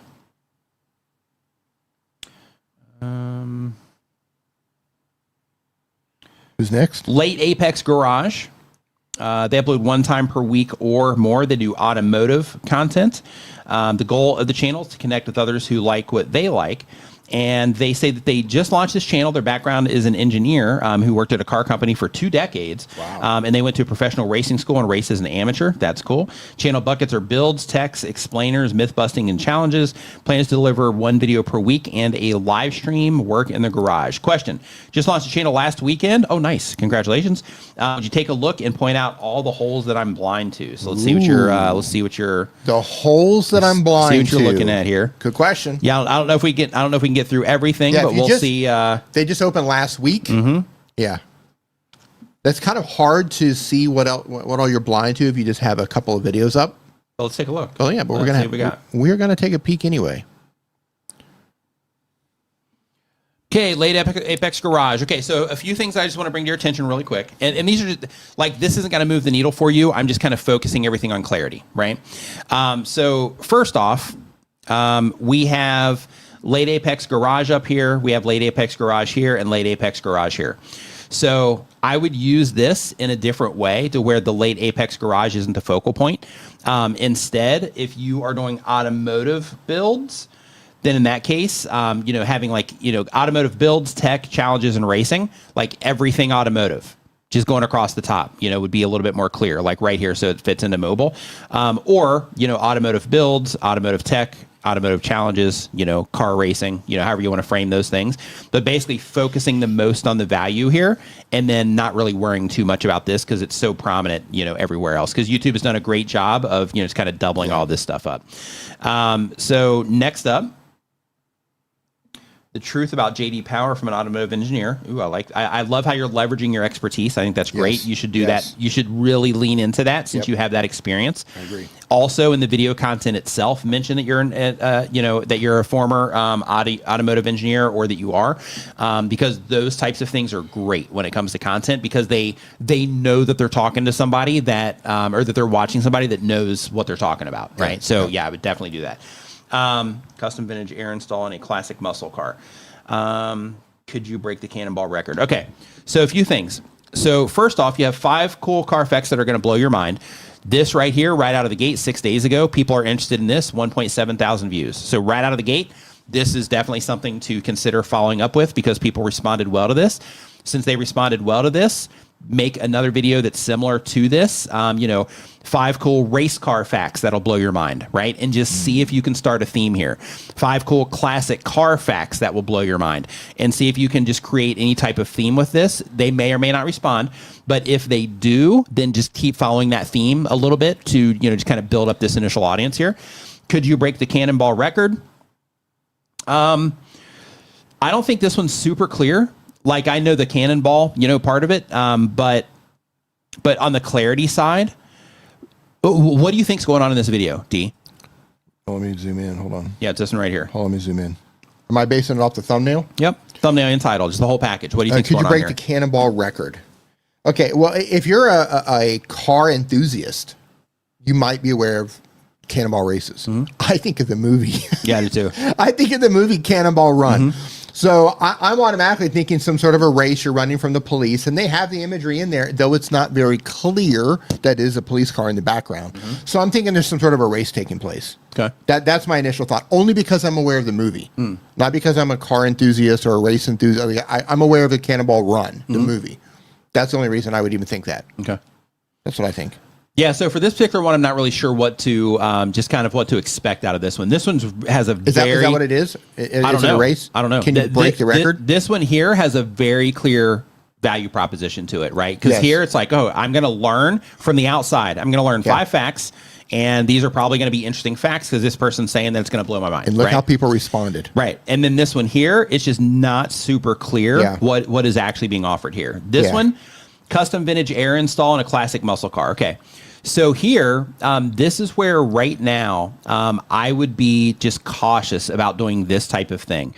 And the reason for that is because if you have content like this and content like this, that's more information based in terms of, you're talking about these things and, just kind of giving people examples along the way. That's going to be a completely different type of viewer than this person right here. So if you are trying to grow a primary audience of people that are, going to be doing work on classic cars, and that's who you're focusing on, then in that case, this is going to be okay. But keep in mind, custom vintage air install in a classic muscle car, this is going to appeal to certain people at a certain time, right? To where these are going to be timeless forever. And with this is going to be great from the recommendation system, because if anybody's interested in cars or facts or having their mind blown, then in that particular case, they can respond to this. For here, the truth about JD Power from an automotive engineer, you're leveraging your authority. So people that are interested in JD Power, those types of things, this is clear to them. And the truth about suggests that something's been going on that people don't know about. But this one right here, is a little bit more challenging when it comes to the recommendation system, because people are typically searching for this type of thing. So they have a particular type of car and they're trying to figure out how to fix the air conditioner on it. So they hop up here into YouTube search and then they go, looking for that particular solution. So you can take that approach if you want to, but when it comes to stuff like this, you're giving yourself a bigger opportunity when it comes to YouTube recommending your content to people. And the reason for that is because by default, for the amount of people that are logging into YouTube today while we're having this conversation, this video is going to be relevant to a lot more of those people than this particular video here. So because of that, when you're first starting to get traction on this YouTube channel, I would do more of this type of stuff versus this. I think your Cannonball one, because this one seems like it might be like a challenge of some kind. So I think this one might have its place. But I would just think about, okay, these viewers here, because right now you have your content buckets, right, in terms of this is what I'm offering on the channel, but make sure you get really clear on that single point of focus of who it is that you're offering it to, right?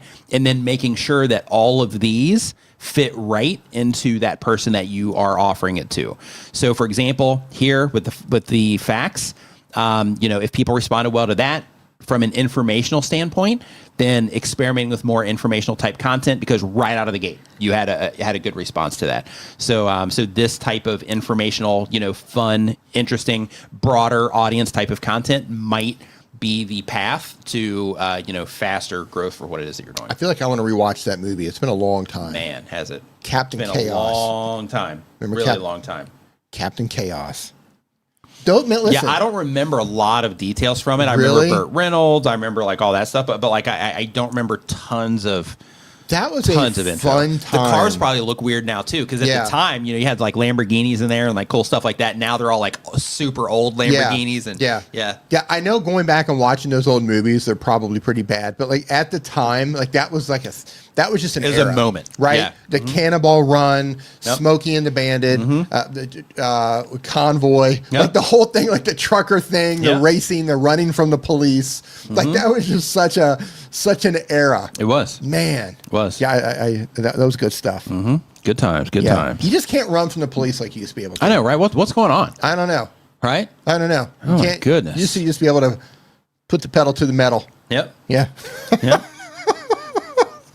Yeah, Burt Reynolds was the best, man. Mm-hmm. Like there was no one better for that particular period of time. Yep. Yeah, love Burt Reynolds. So next up, we got Snazzy Vegan Life. They upload one time per week or more. The type of channel is vegan food, lifestyle recipes, and some vlogging style. The goal of the channel is to teach others. And the question is, I'm curious about how I can improve my packaging, my title, my thumbnail, my latest video that is more of a story-driven vlog style in some ways while still being a grocery haul. The title is currently, I bought 80 items for $2.50 at Trader Joe's. Mostly vegan, healthy haul. Text on thumbnail is massive grocery haul. I don't like the thumbnail photo, but couldn't find a better visual.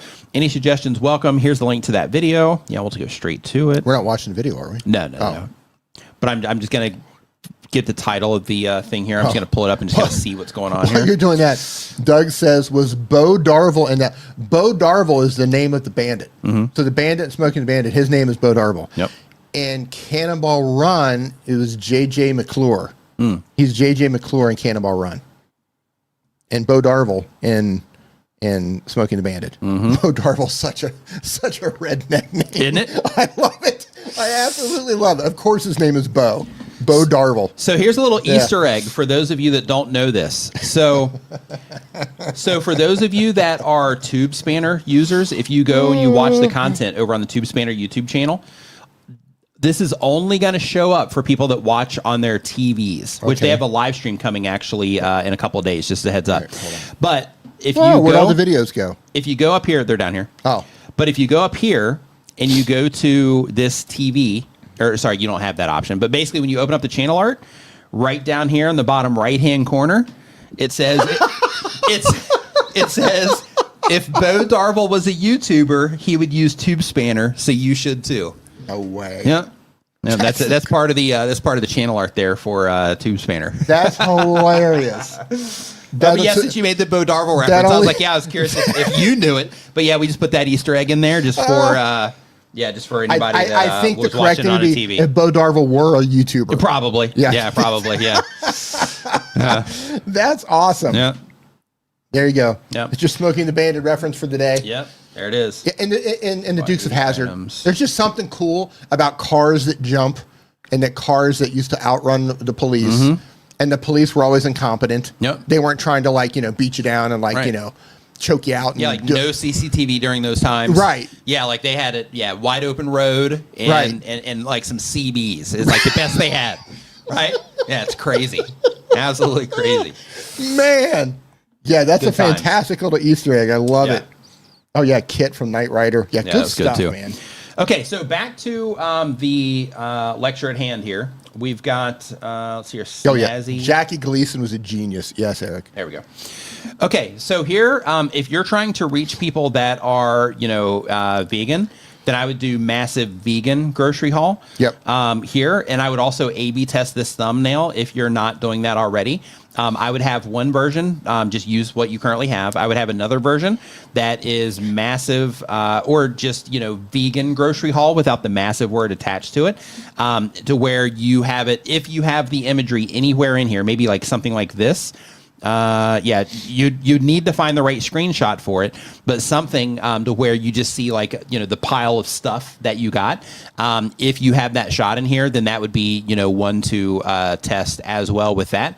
And just, compare those particular two and just see if you notice a difference between them. But one of the things that you asked here is how you can improve it. I just want to say that your thumbnail is incredibly triggering, and I love that. Which one? Better than pumpkin pie. Oh, yeah, nice. Yeah, I'm going to look you up, and I'm going to watch this video because I need to know what you think is better than pumpkin pie. Yeah. Yeah, good job on that one. I hope that does well long term. That's good. But yeah, so I would just run that test. So basically, the whole idea, and I mentioned this on a couple of channels earlier today, but basically doing this to where, if you didn't have the title, how does this tell a vegan that this is for them? Right, so just trying to work that in there somehow, so it's clear for the vegans that you're trying to reach that is what it is that you're doing. Because in that particular case, like you don't want people that are just interested in grocery hauls clicking on this. You want vegans clicking on this because that's what your content is that's who your content's for. So because of that, I would just try to make that a little bit more clear there.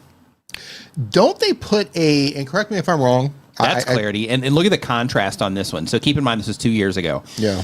Healthy Snicker bar recipe. So it grabs your attention. This is a great example of contrasting ideas in thumbnails. Snickers, but better. Grabs your attention with the Snickers bar where it looks delicious. You're like, oh my gosh, Snickers, but better. Yeah. Go down here and you're like, healthy? What? Yeah, you understand healthy? this. Are you kidding me? Yeah, you get this. Yeah, that's great. Yeah. Yeah, so more of that kind of stuff is also good practice. But yeah, working the vegan thing in here, working on that imagery, it's going to help you connect to vegans is definitely what you want to try to do.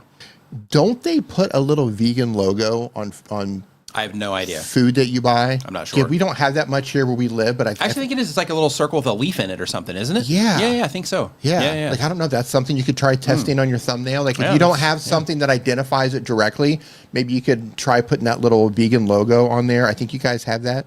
I'm going to try something really quick. In the States, I think. Yeah, we don't really have that over here, but vegan.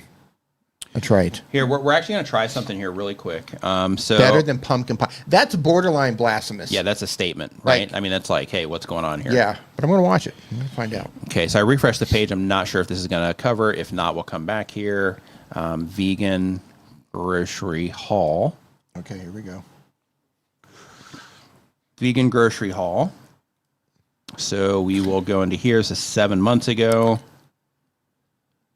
I made this for the videos page, but I should make this on a thing here 7 months ago. So we're just going to keep on rolling. I love that here. That channel here is putting so much of the food in the. Yeah, that's what I'm trying to bring attention to here. Yeah. Okay, so here, I mean, to be fair though, like they're not using the word vegan, but they are showing the vegan, food here.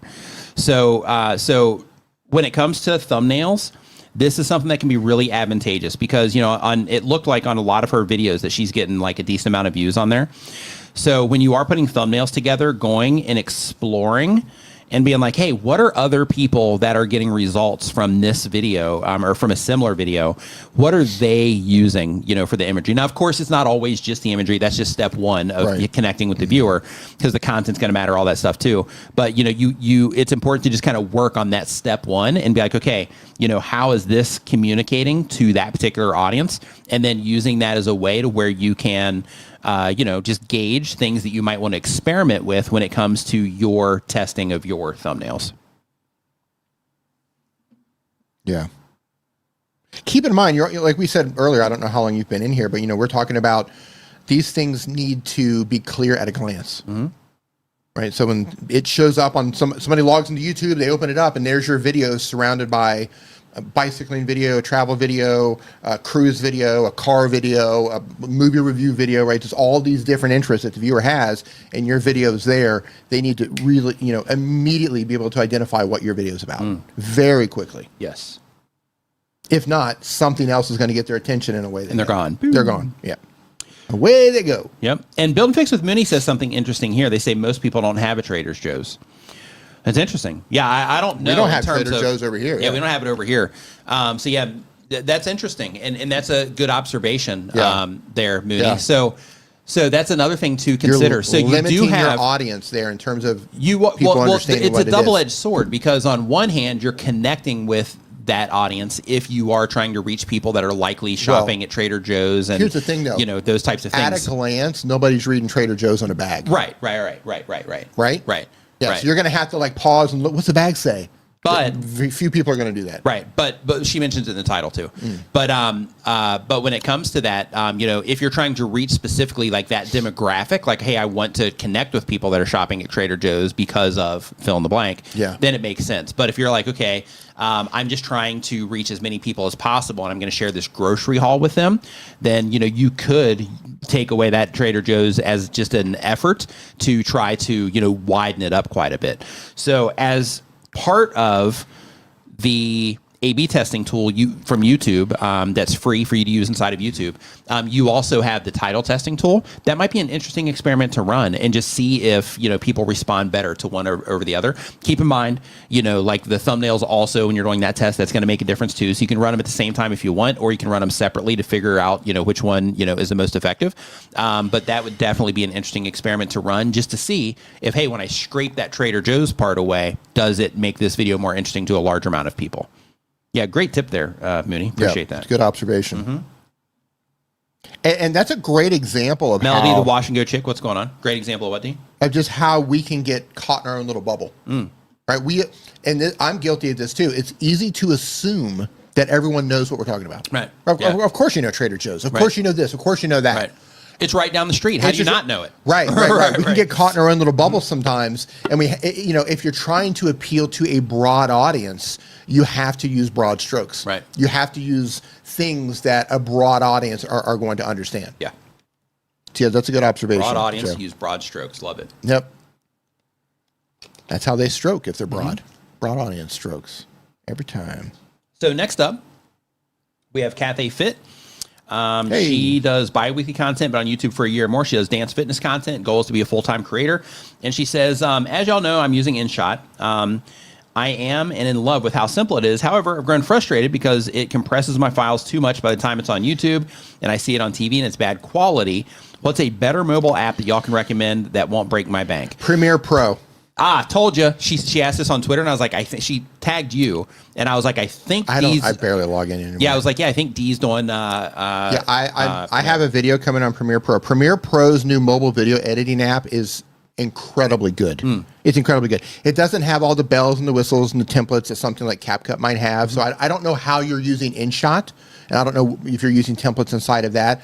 But in terms of a video editor, text, color correction, all the bare bone things that you need, extract the video, separate it, volume control, amazing app. Yeah. Amazing app. It's my understanding.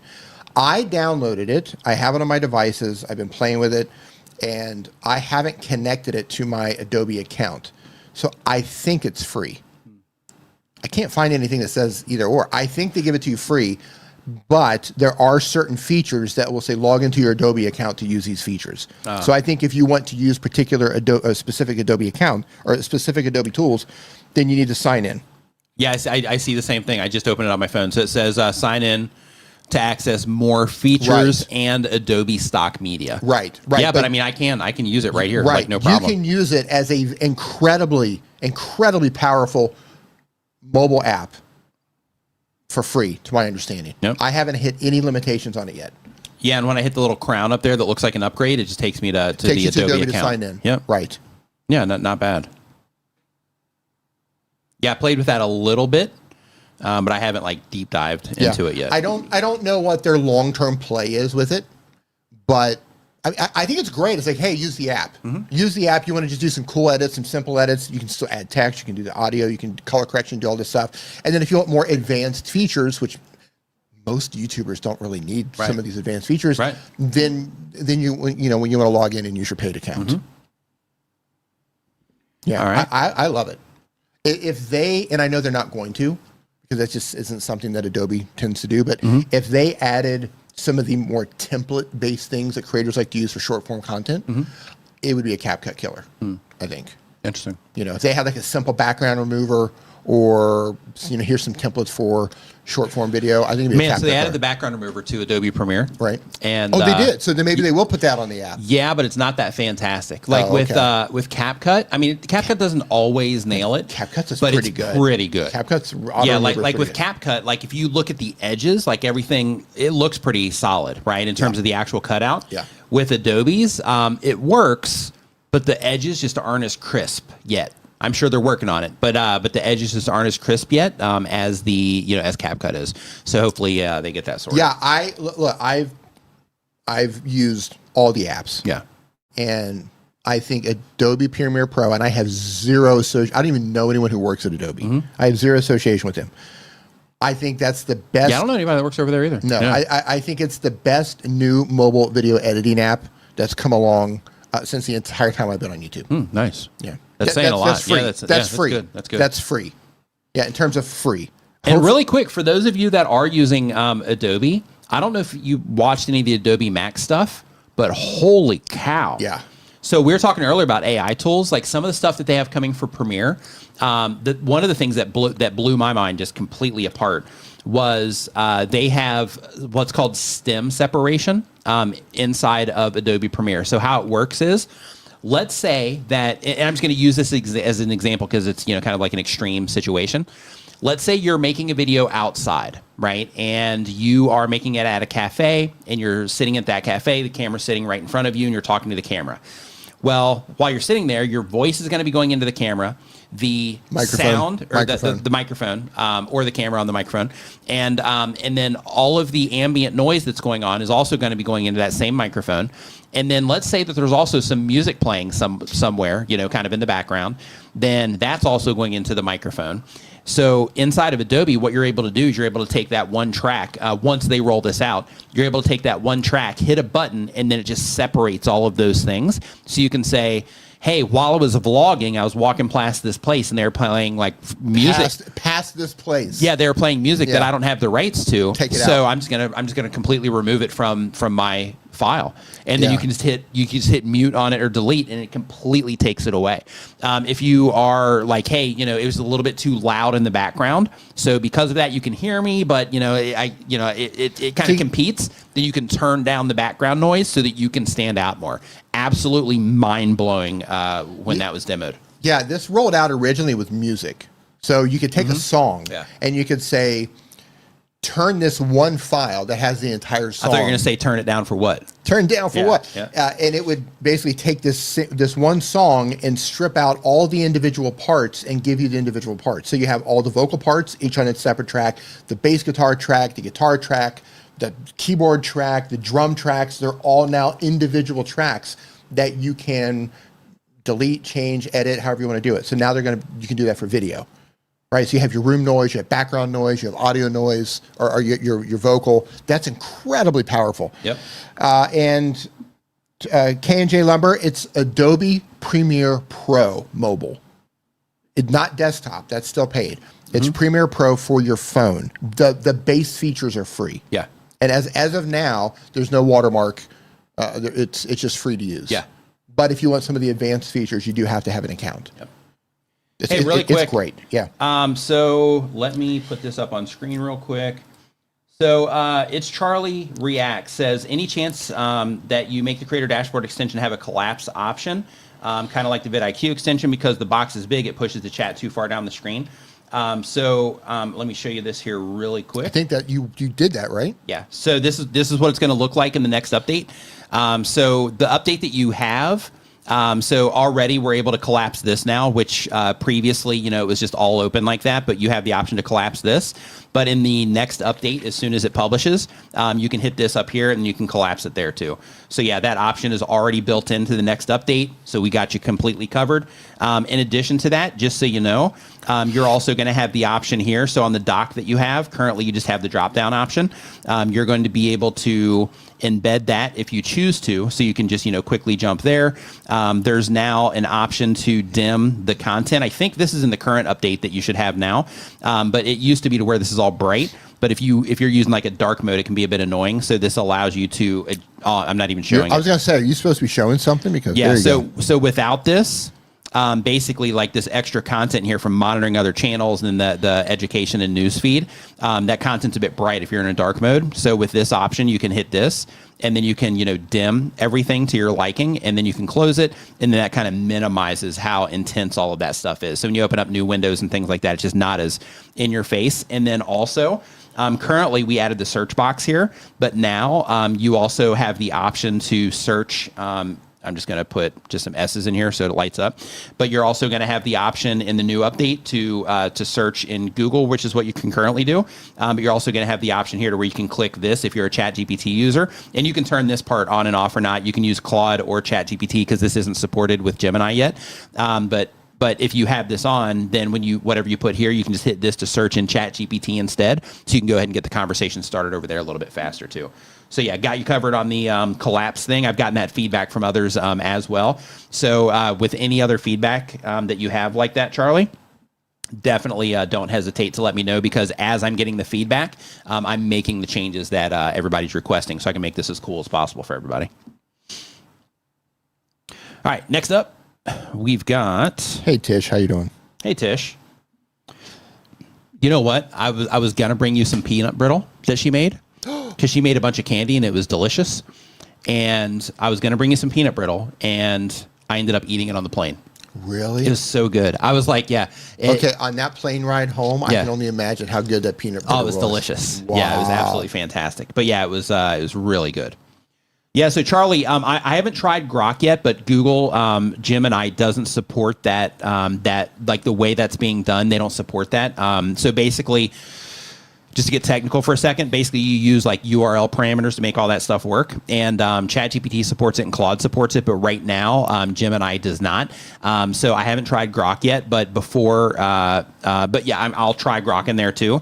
And I'm also making it based on Dee's recommendation to where you can also choose where it is that you search when you hit the search button too. So some people don't want to use Google, they want to use like DuckDuckGo or something else. So you're also going to be able to select that as well to kind of customize it.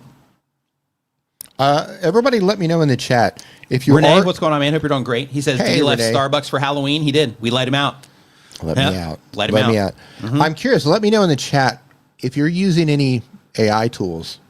Let me know what they are. Mm-hmm. Are you using Claude, Grok, ChatGPT, 11 Labs, Opus Clips? If you're using any AI tools at all, just list them off in the chat. I'm curious to see what everybody's using. Or none at all. Yeah, or none at all. You could just put like #human. And like, I'm not using anything. Yeah. Yeah. Renee mentions that her stuff is good too. Yeah. So in other words, everybody got some of except for you, Tish's peanut brittle. Should have went. If you went, you would have gotten a whole bag full like I did. A bag full. Yep. It's great. Renee's using a ton of Gemini. Interesting. ChatGPT, Nano Banana, and Opus Clip for Amy. Nice. Yeah, Nano Banana is amazing. Yep. So is Opus Clip, of course, and ChatGPT, all of them. Gemini sometimes to revive what I'm reacting to. Grok, ChatGPT, and Gemini. Every prompt goes into 3 as a check. That's smart. Hold on, really quick. Having up multiple windows and then like just seeing the feedback that all of them give. That's smart. Hold on. So Kathy says, I do need to pay for Premiere on mobile if I hit what? I haven't had to. Have you had to pay for? I haven't had to. Boy, I haven't either. I just opened it up just now and it's not required. Because I have not signed in there, and it lets me go on in and use it. Kathy, are you saying you were asked to pay Microsoft for it? Copilot, interesting. ChatGPT, Google, and Nano Banana. Sometimes Grok, Gemini for keywords, Gemini for pictures research, Claude for scripts is the best, and Opus Clips. Nice. I've seen a lot of people talk about they prefer Claude for scripting. For more creative. They say ChatGPT 4, not 5, is better for scripting, and they say Claude is great for scripting as well. Interesting. Yeah, that's really weird, Kat. So maybe they're testing that out. So she's saying they're telling her $70 a year or $7.99 a month. Okay. And you're talking about the mobile app, Premiere Pro mobile app. Premiere Pro mobile app. Dance GPT says that Adobe Premiere Mobile is for iPhone, not for Android yet. So they don't have an Android version either, apparently. Didn't know that. Yep. Okay. Well, we're learning here, looks like. Yeah. Eric Waite says they recently used Gemini. Yeah, weird. Yep. Mine, Imperial Remnant says I find ChatGPT 5 lies less than GPT 4. Yep. GPT 5 for thumbnails. Interesting. Weird. Yep. Yeah. Catherine's on an iPhone. Kathy said then they must, if you download a Premiere Pro and they're asking you to pay, then, man, hopefully they're not going to. They might be testing it. Yeah, they could be testing it out. Can we get people to pay? Can we not get people to pay? Yeah, interesting. Yeah, so for those of you who just went on that whole thing where I'm like, yeah, it's totally free. I mean, it is. I have it free. And yours. I wonder if you turn on your VPN if it's still free. Because I wonder if it's just free based on your location. I don't know. Because we're not in the States. I don't know. But to test that it was free, I even downloaded it on a different store so it's not connected to my Adobe. Oh, okay. Yeah, so because that was one of the things I tested. So I'm going to make a video about it. Well, I'm not logged into my Adobe on this either. And it let me into everything. So free. Doug says it's free for him too. Oh, okay. Interesting. Says, what about the Canva AI and the new Affinity? I haven't messed with the Canva AI yet or the Affinity. So I have the Affinity stuff. Affinity is supposed to be free now. Yeah, but they, I think they're doing some other stuff with that too. In terms, I can't remember the details on that. Roberto was telling me about it, but I can't remember all the details about it. But yeah, there's something going on with Affinity, but I'm not sure what it is. And then the Canva AI, I saw that they've announced some really cool stuff on the coding side, but I haven't experimented with that yet. I love seeing in the chat that everyone's using tools. Like me too. I think it's great. I love that you're taking advantage of this. Me too. I love it. And Field Guide to DIY says that they're not impressed with Canva AI. Oh, interesting. Yeah. Canva AI. No. I haven't experimented with they're doing some stuff over there. So they can make graphics for you. They can do coding now, also to where you can like build projects and stuff like that in there. And some cool stuff. I'll have to check it out. Affinity merged all of its apps into one. Okay, that's what it was. Okay. Yeah, I knew there was something there. I couldn't recall what it was. And it's free, right? It's free now. They've merged everything into one, and it's free because Canva bought them, correct? Yeah. So Charlie says that Affinity is free, 3 programs in one, AI features with Canva Pro subscription. Nice. Okay. Nice. All right. So next up on the list here, we've got Traders Coaching. They upload when they have time, but on YouTube for less than a year. They do trading content. The goal is to make money. And the question is, are there any specific topics that I should avoid in the trading/finance space? I know YouTube can be pretty strict with financial claims on videos. I'm assuming if it's first person, for example, I did this, then I'll be okay. Any other tips? Yeah. So as long as you're not trying to do anything like scammy, and as long as the website you're sending people to or the resources you're giving people are not scamming in any way or anything like that, then you should be okay. In terms of the information, as long as you're not promising like get rich quick and those types of things, then you should also be okay. So as long as you just kind of stay grounded, so to speak, in terms of how you're presenting everything, then you shouldn't have any problems. The issue comes if you are like promising people that, if they sign up for the thing in the description that they're going to, be able to make money like quickly, those types of things. If they are, if they follow this technique, they're going to be able to make $1,000 by the end of this week, like those types of things. They just don't want people promising people that they can get rich quick as part of the thing. And they want to make sure that any links that people are being sent to and stuff like that, that they're legitimate and they don't have any type of, scamminess, type of things to them. Next up, Dee, will you take this just for 1 second? I will. I need to step away for just 1 second here. Yep, so if you want to take a question out of the comments or something. I'll be taking any questions out of the chat, or we can just talk about whatever. While Nick steps away for a second here, I'm going to go through the chat and see. So if you're using the information for paper, you're going to quote the stats. You need to double check rather than depend on AI. Going through. Regrets buying Affinity a few months back. Yeah, I almost bought Affinity a few months back. I'm glad I didn't. I was looking into it. I was like, yeah, I think I'm not going to get it. So yeah, I'm probably going to have a second look at it. So Affinity is free for now, Roberto says, but there are some paywall features. Okay. Yeah, I don't know anything about it. I just caught some headlines here or there, and I didn't dig in to see what exactly is free, if there were any catches involved. Let's see. I make what's Mooney say? I make my woodworking quizzes on ChatGPT, but AI sometimes gets the answers wrong, so I've caught them. Yeah, That's the thing with AI. You have to know when to identify when it's wrong. So you have to know the topic enough to realize that when it's feeding you something that's incorrect, when it's drifting or when it's hallucinating. All of these models, the LLM models, they're predictive, and they're predicting every single word that it's going to say next. I had a long conversation with it trying to figure out, well, what makes you drift? What makes you hallucinate? And the way it explained to me, I had to dumb it down and explain it to me like a kindergartner. But the problem is if it predicts just one wrong word, it sends it off into the wrong direction. That's kind of a simplified explanation. But as it's predicting, if it predicts one word, 2 words, and then it just starts to go. One wrong prediction will send it off the wrong way, and that's where it flies off the rails. Hey, really quick, Dee, Amy Johnson says she came in late, so maybe you covered this. Any recommendations for a CapCut mobile replacement? Well, we were talking about Premiere Pro. It's fantastic editing app mobile. It's free for me. It's free for Nick. Doug Houston says it's free for him, but Kathy Fitz says she's being asked to pay. So I don't know if it's free for everyone. Yeah, Renee mentions just treated like a human. Humans have been confidently wrong for millennia. Yeah. Yeah, it's true. Yeah, absolutely. So next up, we've got Kathy, Indie Voice. Real quick, I just want to say, Kathy, make sure you have Premiere Pro. Make sure you didn't download something else that Adobe has. Yeah. Adobe has several products like Adobe Rush and some of those. Just make sure it's Adobe and make Premiere sure Pro. It's from Adobe too. Yeah. Because like app developers do all kinds of weird scammy stuff where they'll like if something is like popular, then they'll like, update their icons to look similar. Yeah. Dee and I were talking about this with ChatGPT yesterday. Yeah. They update their icons to look similar and things like that. And it kind of makes you think it's that. So just make sure that you do have the official Adobe one. Yeah, I think it's great. I've played around with it. I think it's fantastic. It doesn't have all the templates that CapCut has. So if you're using the templates inside of CapCut, it might not be for you. But if you're just like, hey, I just need something to edit my videos, maybe do a little color correction, work on the audio a little bit, extract the audio, move it around, add B-roll, some basic editing, I think it's amazing. Yep. So next up, we've got Indie Voice. Indie Voice does daily content, but on YouTube for a year or more. They do video games and indie games. The goal is to be a full-time creator. And the question is, in my niche of reviewing indie games working, they're like 3 to 5 minute reviews worth it.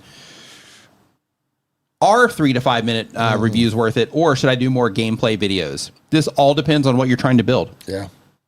So in terms of worth it, what's worth it to you might be different than what's worth it to Dee. Yeah. Or it might be different than what's, worth it to, Kathy or to, Charlie or to Dance GPT. So, when it comes to what's worth it, it really comes down to, what it is that you're trying to, provide to viewers, what it is that, that you're trying to accomplish just overall on YouTube. Worth it is relative. Yeah, it's very relative. So when it comes to, deciding on, 3 to 5 minute reviews, are they worth it? If you make the best 3 to 5 minute reviews on YouTube, it could be. If the 3 to 5 minute reviews are not that great, then in that case, it might not matter how long you make them. You might still get the same response. So it really comes down to, there's a lot of different things involved with that. So I can't really say yes or no in terms of if it's, actually worth it or not. Let's see here. So next up, I'll go ahead. Yeah, in terms of if it's worth it, it's a bit of a loaded question. The question is, what are you trying to build and how bad do you want it? And are you allocating your time on the correct things?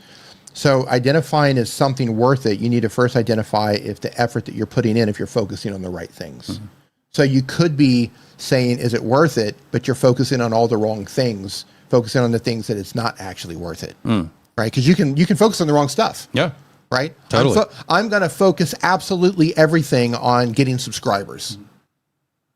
I don't think that's the right move in 2026. Yep. I think you should be focusing on connecting to an audience and learning how to get the audience to respond to whatever it is that you make consistently. 100%. And then focusing on how to get them to watch more of your videos. That's what I would focus on. Yep. So it depends on what you're focusing on. Is it worth it? What's the target? Yep. What are you trying to do? Do you know what you're trying to accomplish, and are you focusing on the right things? So if you're focusing on the right things, then I think the answer is yes, it's absolutely worth it. But you have to make sure you're focusing on the right things. That's why you need to make sure you're subscribed to him so you focus on the right things. That's right. What Screams May Come. Love your channel name. God, I love By that. the way, yeah, it's Listen, great. I love that movie. Yeah.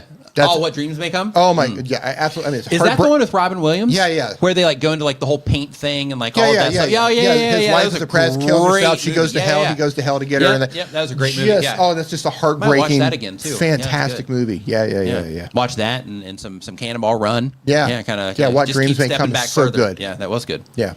What Screams May Come. They do bi-weekly content. The type of channel is horror author interviews with sample readings of new books.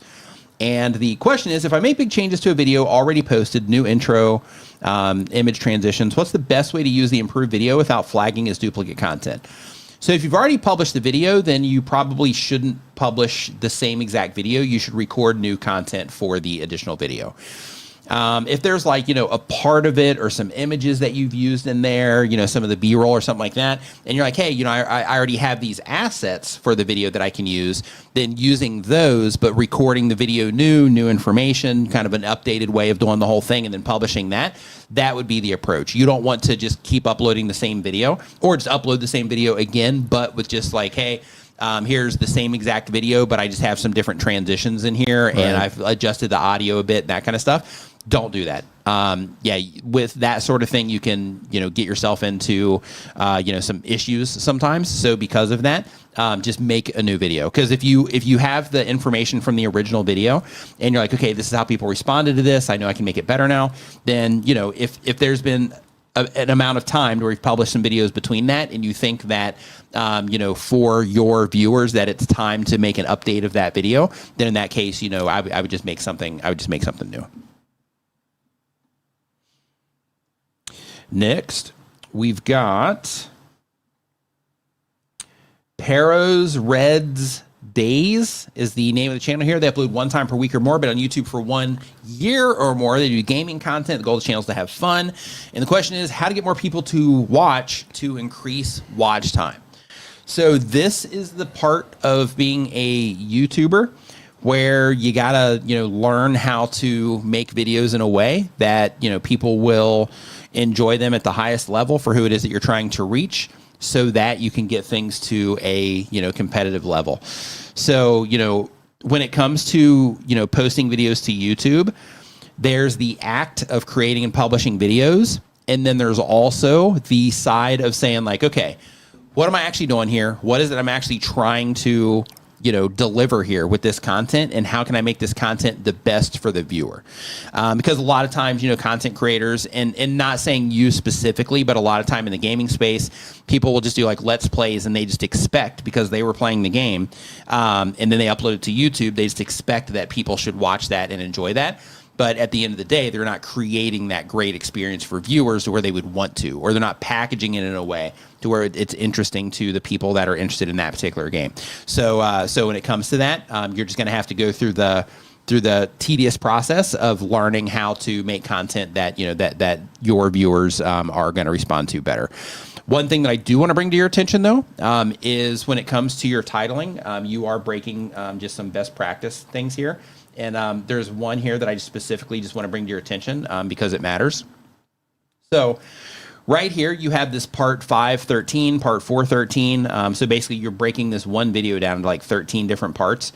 I would just be careful with doing that type of thing, because the further down that road you get, it kind of creates this, expectation that there might be, like in this case, I've got 8 more videos I got to watch for this video to possibly be relevant to me, right? So the best practice on YouTube is, even if you're doing a series like you're currently doing, making it to where each video can stand on its own merit, to where if somebody comes into that video, they don't have to watch other videos in order to get a great experience with that particular video that they're coming into. The way that that's going to benefit you is new viewers coming into the channel, or regular viewers that haven't watched those other videos before. In addition to that, when it comes to just the structure, so your titles here. So what you want to do in terms of just from a best practice standpoint when it comes to your titles is any type of information like this, episode numbers for people that put your channel names in your titles, For anything additional that you're going to add to your title that isn't the actual title itself, you want to put that information towards the end of your title back here.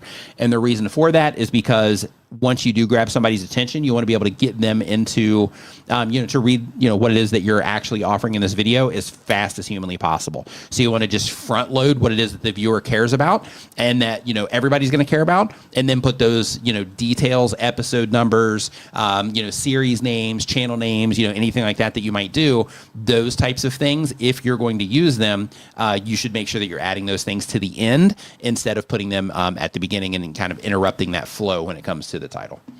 And really quick on the re-uploading your videos. So Renee Ritchie, he actually works at YouTube. He's YouTube's creator liaison. He's the bridge. He's the bridge between creators and YouTube.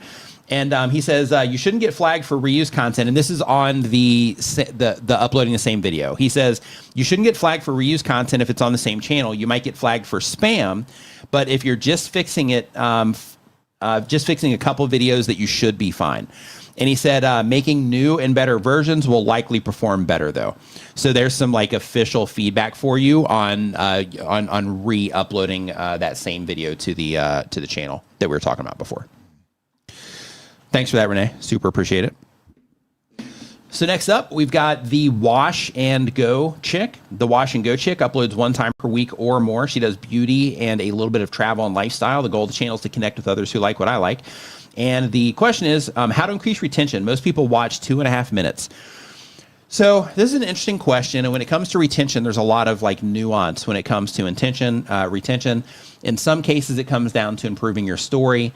In some cases, it comes down to removing interruptions.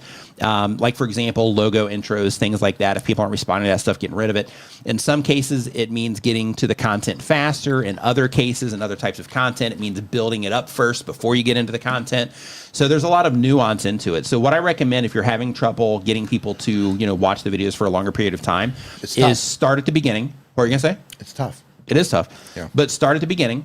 Daniel Batal in the house. What's up, dude? Hope you're doing great. But basically starting at the beginning and, first working on that first 30 seconds and trying to figure out how to stop that drop as, fast as humanly possible.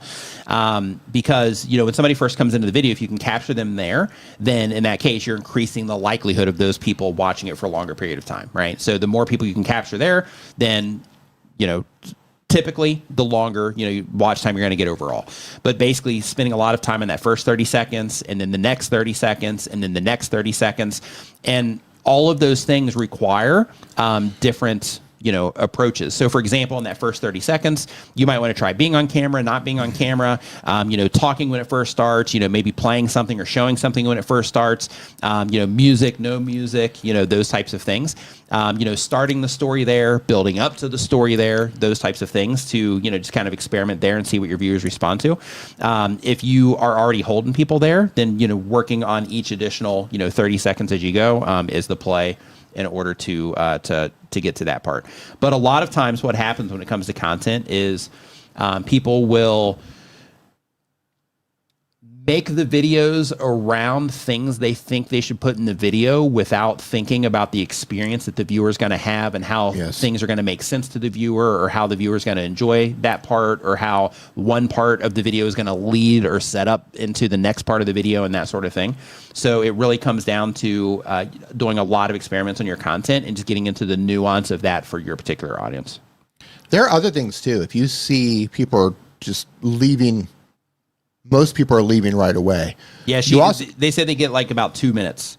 About 2 minutes in. Yeah. Okay. Yeah, it says most people watch 2.5 minutes. I see. Yeah. Just in general, for other people wondering, you also need to think of who your audience is and how they might respond to the type of video that you're putting together. Yeah. If you have an older audience, they might not respond better to really fast, flashy. I'm not saying that that's what you're doing, but they might not respond the best to flashy, fast edits or loud music or different types of music. You really need to think through who is my audience and how am I communicating to them, not just through my words, but how I'm presenting the entire package. Through my editing, through my music choices, through my pacing. Are you speaking too fast? Are you speaking too slow? There's a lot of different things to try. Yeah, another thing that I want to bring to your attention also is you mentioned here, and I'm actually going to pull up your channel here for this real quick, because you mentioned as part of your information here when you were, kind of building this question out, you said that your channel is beauty and a little travel and lifestyle. So another thing that can also help when it comes to retention is making sure that you are just nailing the audience, right, with the videos that you publish. I mean, you're getting views on your stuff, like, no joke here with what's going on. So here, let me pull this up. Hold on. I'm making sure I'm looking at theirs and not the other channel. Oh, I was looking at the other channel. Hold on. Hey, Daniel, I need to get with you, man. My thing is still sitting in a box. Mm-hmm. Every time I look at it, I'm like, your play button? My play button's on a box. And I'm like, I need to get with Daniel. I need to get to Daniel. Mm-hmm. Yeah. Yeah. So for example, I'm just going to pull your channel up here just really quick. And like if we're looking at this, another thing I just want to bring to your attention, and this is also important when it comes to retention. Like right now, you're kind of just getting started in terms of, the channel. But like one thing that can be, challenging is video ideas, right? And when it comes to video ideas, I can see here that down here, you're talking about, pack with me, Mediterranean cruise, this 4C hairs are essential for vacations, airplane before, it's still travel, hair, and makeup. So I think you're doing okay there. But basically, like on this one, you have the harsh truth, 99% of YouTubers face, 3 months, no monetization. So one thing that can also matter is, like if you have people that are interacting with your content, and then they see your face on here and they click on it because they're like, oh yeah, I remember she gave me some like great hair tips and stuff like that. And they click on like one of these videos that might not be relevant to the actual topic itself. Then that can also make people leave relatively fast because they see you and they're like, oh, hey, let's just see what she has to say about this. But they don't really care about, YouTube because they're not a YouTuber. And because of that, they, end up abandoning the video, quickly. Other things can happen, where people watch this video and they're like, hey, this was great. And they see you here and they're like, well, hey, let's just see what she has to say. And then they'll click on this. But like, those types of, nuances when it comes to what you're offering here are really important. So this is another one to where here you're talking about like a flower festival, completely unrelated to the hair crowd. So I would really, since a majority of your content is the hair content, if the hair content is what you want to do, then I would lean really hard into the hair content. And I'm going to bring up just for a comparison here, I'm going to bring up one of the channels here that you mentioned. Let me copy this, go up here. What are you showing? This is a channel that's thriving. And we're just going to look and see what they're doing. Like this is another channel in their space that's thriving. So this one has 1.4 million subscribers on it, Natural 85. And on here, you can see here that this has something to do with hair, something to do with hair, something to do with hair. What I wish I knew before I became an entrepreneur. Yeah, that one's a little bit of an outlier there. But you can even see in this particular case too, hair video, 170,000, hair video, 170,000, hair video, 170,000, celebrating the creativity, 36,000, right? It's outside of what the audience actually cares for. Here, what I wish I knew before becoming an entrepreneur, outside of what the audience cares for. Here, another hair video, having a little bit of recovery, issues there, after publishing some that the audience didn't care about. Same thing here, but it's hair, right? So we're kind of getting back on track. Hair again, 106,000, 91,000, and then, 33 and 81. So she stays focused on hair, but at least in this really quick at a glance example, this is a really good demonstration for everybody where even on a channel that has 1.4 million subscribers that gets, tens of thousands of views, sometimes, 100,000 plus views per video. Even when they publish content that's outside of what their audience actually cares for, there's a little bit of crossover there, right? And some people do respond to it, but it doesn't even compare to the response that they get when they make content for their audience. You can even see this being demonstrated on Mr. Beast's channel, who has the biggest channel on YouTube. So in his case, he has very specific content that he puts out and people love it. And then he published a video recently where it was another video that he made that was a message to his future self. So if you'd watch that, his first one that he did, it might be of interest to you. If you're just like a super, Mr. Beast fan, it might be of interest to you. But in terms of what his audience actually goes to him for, that video underperformed compared to his other videos because, again, it's outside of what they care for. It's still got a bunch of views on it, but it's outside of what his viewers, care about. So therefore, his video is impacted too.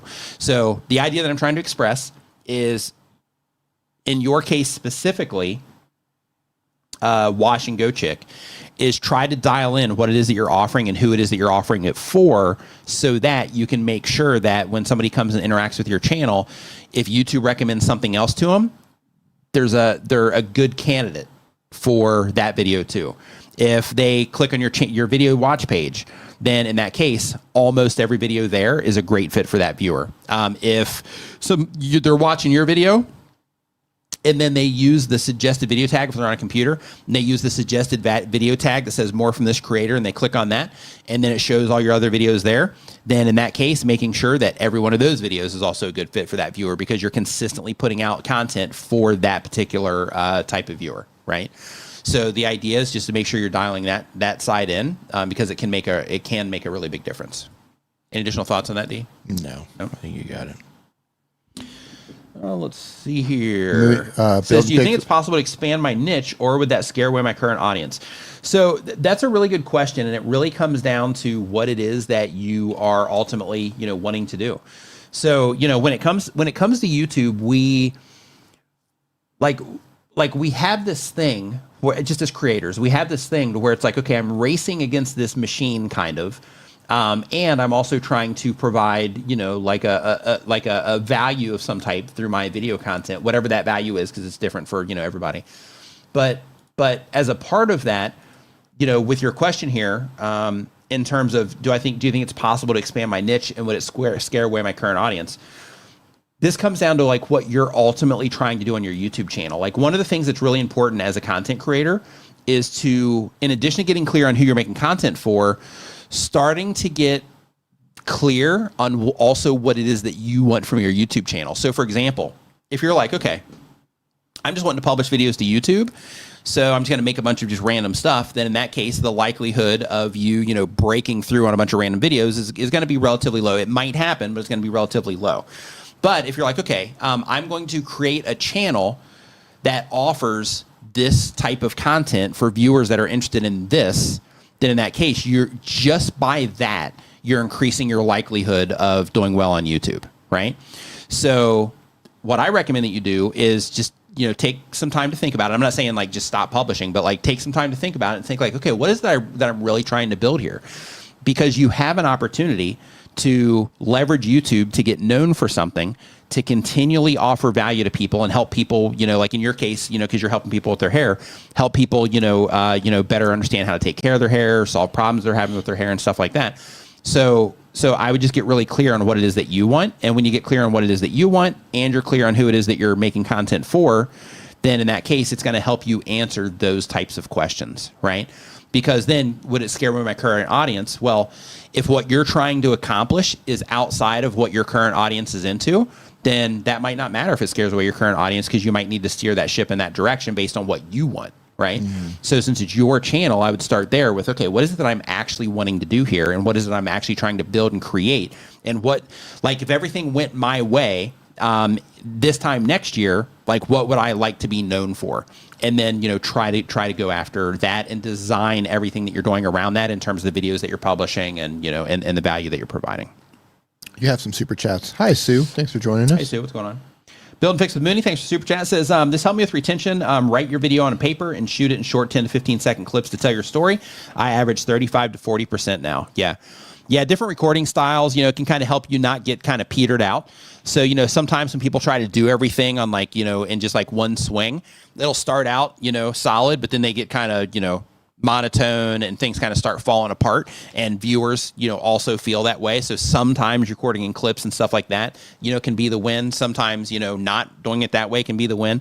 Because I know some creators, they have success with just, talking, without hardly any edits at all, if any edits at all, and they do, fantastic just because they're, good at that side of things. Me, I'm not. When I'm live streaming, it's okay, but when it comes to video content, my brain works differently for some reason, and I can't get through video content as well as I can get through live streams, which is wild in my brain. Don't know why it works that way, but yeah, like those types of things can be helpful. So thanks for that tip also. And the salon guy, what's going on, man? Says, I feel like I'm at the point of no return. My channel is too much of a legacy dinosaur channel, too much new content in my space. Thoughts? So I disagree in terms of your, in terms of you being at the point of no return. I think that you might be at the point of return, and this happens a lot with like legacy channels. People that have been around for a long time. I don't think that you're at the point of no return, and that you don't have anything like to offer. I think that the way that you're currently doing things, or the way that you've been doing things based on, seeing your channel, the way that you've been doing things needs to be updated.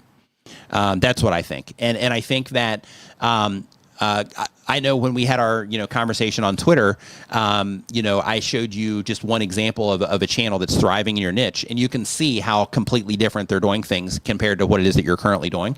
So because of that, I think that trying to reinvent yourself in some way, or not reinvent yourself, but reinvent kind of how you're doing things so that you can provide things maybe in a way that might be more up to speed with how viewers of that content are, consuming stuff.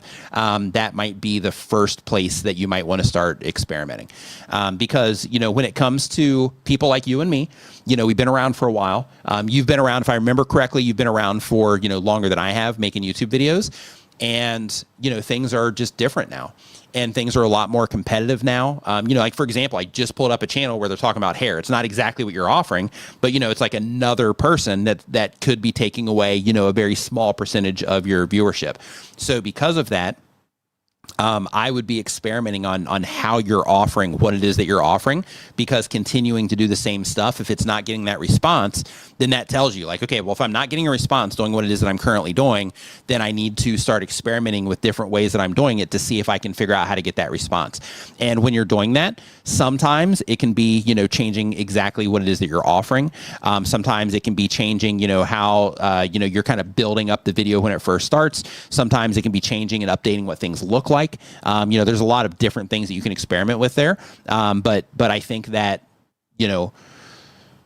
imagine that you are starting a new YouTube channel, and in your brain be like, okay, if I was starting a new YouTube channel right now, what would I do? Okay, so first I would go and I would research every other salon channel, and I would go in and I would dig into all of those channels to try to figure out what it is that they're doing. I'd be reading their comments to see the very specific things that people are, how they're responding, to that channel. And I would do that across every channel in the niche, and then I would start taking notes on how people that are getting a response, how they're doing things. And then from there, I would get to work on, trying to see if you can, do things in a little bit of a different way that does get that response. Because at the end of the day, if we're doing something and it's not getting a response, then that means we got to change, or else we'll just continue not getting a response. Right. So because of that, I would just get to work on trying to figure out that part of it. And it's not that there's too much content. I want to make that clear too. So it's not that there's too much content. It's that before, and all channels run into this at some point. So if you're the newcomer in a channel and there's not a lot of channels that are doing what you're doing, it's easier to get views. And then as you start getting views and more people are interacting with it, then you're inspiring other people to make that type of content, because one, they might enjoy it. Two, they see that other people are enjoying it too, and people also want that attention. So because of that, more and more people start making that content, which then by default starts making that starts making it to where that content starts getting more competitive. Because out of that content and all those new people that are coming in making videos, some of those people are going to make videos that aren't even going to remotely close, or aren't going to compete with yours in any way, shape, or form, and they're going to end up fading away, right? Because they just can't figure it out, or they're just not willing to put in the work or whatever. And then out of those other channels that come in, some of them are going to be really good, and they're going to get a response, and they're going to raise the bar on what competitive like an acceptable competitive video looks like for your audience. And when that happens, then that means that, you might start taking a hit there. So then that's where, you start noticing those things. You're like, all right, well, now I'm underperforming massively compared to what I used to do, but these other people are doing it, which proves that it can still be done in my niche. I just have to go through the process of figuring out how to serve people in a way that is in alignment with, people that are getting results, and then try to get that baseline higher. And then from there, start trying to figure out how to, make it even more impactful. But yeah, so I don't think that, it's over for you if you choose it not to be. I think that, you just have to, and this is scary as a content creator, but I think that, you have to step outside of the comfort zone and try to dig in, a little bit more in terms of maybe understanding the audience better, or just working on how you're doing, what it is that you're doing. Because you got the skills, you've been on YouTube for a long time, you've got the authority. When people look at your actual channel, right, in terms of your channel page, they're like, oh, this person's got a lot of subscribers, things like that. So, the next step is, okay, I got to figure out how to bring the content quality up in terms of how the viewers are receiving what it is that I'm putting out. And then from there, you're back in the game. So next up, we have the Unleashing Potentials podcast. Unleashing Potentials podcast. They upload every other day. Been on YouTube for a year or more. They do a podcast channel. The goal of the channel is to make money. And the question is, how can I get more subs and views? So when it comes to YouTube, step number one is when it comes to getting more, views on your content, is you have to learn the process of learning how to make content that people respond to at a competitive rate for YouTube. Sounds easy to say, but there's a lot of nuance that goes into that. So, some here, like, for example, in this, your latest video, you have evidence of the afterlife, right? So right there, it's a little bit like, oh, if you're interested in that, it's pretty clear what this video is about, which is a win. Should that be on the screen? Or you? No, I'm just kind of looking at it here just really quick. But when it comes into the actual content itself, because you have here what happens after you die, exploring the afterlife and mediumship, I think title-wise and stuff like that, I think it's fine. When it comes to the actual content itself, I'm not sure what it sounds like, but I can tell you what it looks like. So from a sound side, I don't know. But when it comes to what it looks like, you're uploading this at 360p, right? So the highest quality that I can get from your video, I think I might have told you this in the past, like maybe like a month or something ago. But whatever camera it is that you're using, or however it is that you're rendering this out, I don't know if you're rendering it out on your phone or how you're doing things. Low quality. But first off is I would start, increasing the actual quality of what it is that you're doing, because, we are on modern YouTube now. And in modern YouTube, you can see even on a smaller video player like this, it's just not, yours looks way better than hers did, but it's just not up to par. And if you're on podcasts and, things like that, like you currently are on these like 46-minute videos, then in that case, you might have some people that might enjoy this on TVs and stuff like that. And right now you're just through some of the quality by itself. I don't know how you started it. I don't know how you set up the interview, things like that. But just through, the experience that a viewer might have, visually, I mean, I'll be honest with you, if this was me, basically when I lay in bed at night and I watch YouTube, I have a projector that's down in the corner, and it projects up on the ceiling. And if I was sitting there and I was laying in bed and I was watching that, and then right when it opened up, I saw like a low quality like that, first I would be like, oh, I wonder if my internet's bad, because it kind of looks like that. And then if I kept watching it and it just didn't improve, because I'm a visual person, I would probably click away from this just based on, that by itself. So when it comes to that type of thing, I would definitely work on that side of things. So Bernadette asks, should she get a new camera? The problem could be your camera settings. Yeah, or the export settings, your software. Could be that camera, too. That's where it's just kind of forcing it to stretch out. Yeah. Right. Your camera could be fine. If you want to paste in the chat what camera you have or what phone, like how are you recording these videos? Myself or Doug or Chantal or somebody while Nick's speaking, maybe we can look in and see what the specs are in that, because it could just be your settings. Yeah. Or the camera could be fine. Your settings could be fine. Maybe you're shooting it fine, but when you're actually doing the edit and you're rendering the final or exporting the final video, maybe that setting is wrong. Yeah. So you want that to be as high as possible. At least 1080p. I would say at the very least. Yeah, at like a bare minimum. Bare minimum 1080p. Yeah. Hey, also, really quick, so the Salon Guy says, do we do these streams with the Sony ZV-1? Yeah. So this camera right here is a Sony ZV-1. This camera right here is a Sony ZV-1. And then this is a Sony a6500, this one right here. So keep in mind, so if I stream through Meld, like if I'm at home and when we've done it here, it's a little bit more clear. So basically we use StreamYard for this, and with StreamYard, it compresses it a little bit there so that it doesn't, completely crush their, servers and stuff with all the people streaming. And then it gets to YouTube, and it's also compressed on YouTube.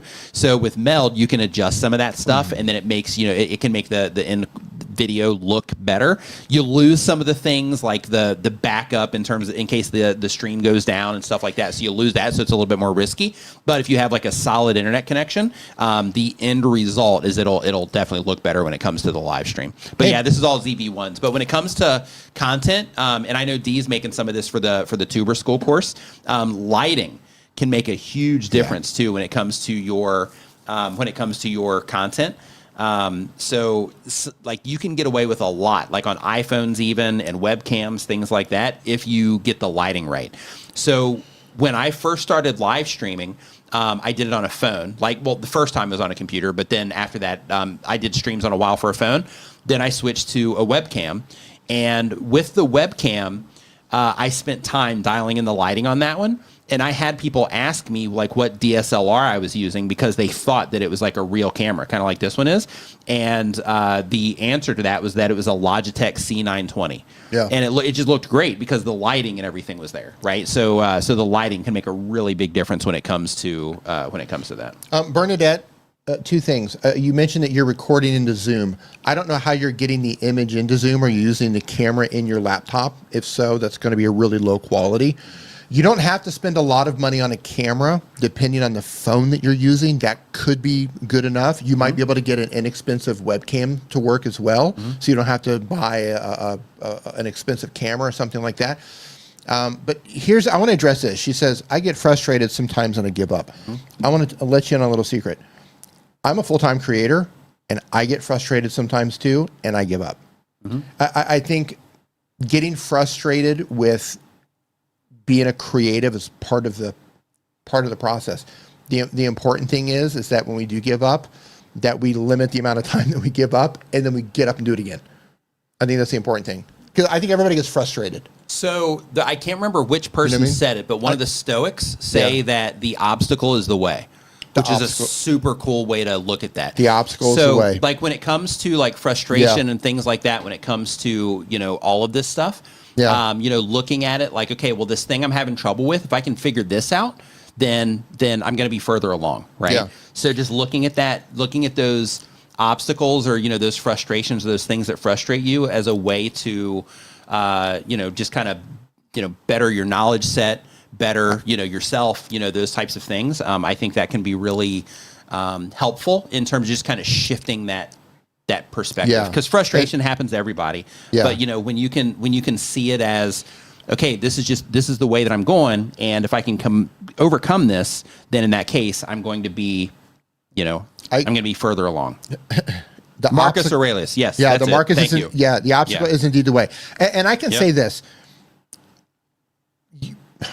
YouTube isn't complicated, but it's hard. Yeah. And learning the gear can be frustrating. Sure. Because there's a lot of moving parts. There's a lot of things that have to work together in order for it to work. There's a lot of things that can go wrong. The tiniest thing can I mean, if you're say if you've recorded an entire video and you didn't have your mic plugged in, or your audio setting was turned off or something, you didn't record with audio. I've lost track of how many times I've recorded with bad audio turned off, audio that was too hot and distorted. It's just part of the process, and it can be incredibly frustrating. Yeah. And it can be even more frustrating when you do all the things right and you do your best work and you put it online and nobody responds to it. That's even more frustrating, especially when that happens consistently. But I can assure you that every creator that's succeeding on any platform went through the exact same thing that you're going through now. Every single one of us. Yep. The difference is people who are doing it now have access to something amazing called the internet. And you have access to endless creators who are teaching you how to set up your camera, how to choose the right webcams, how to set up your lighting, how to fix your audio, how to do X, Y, Z. A lot of people starting out, like when I started, we didn't have that. Right.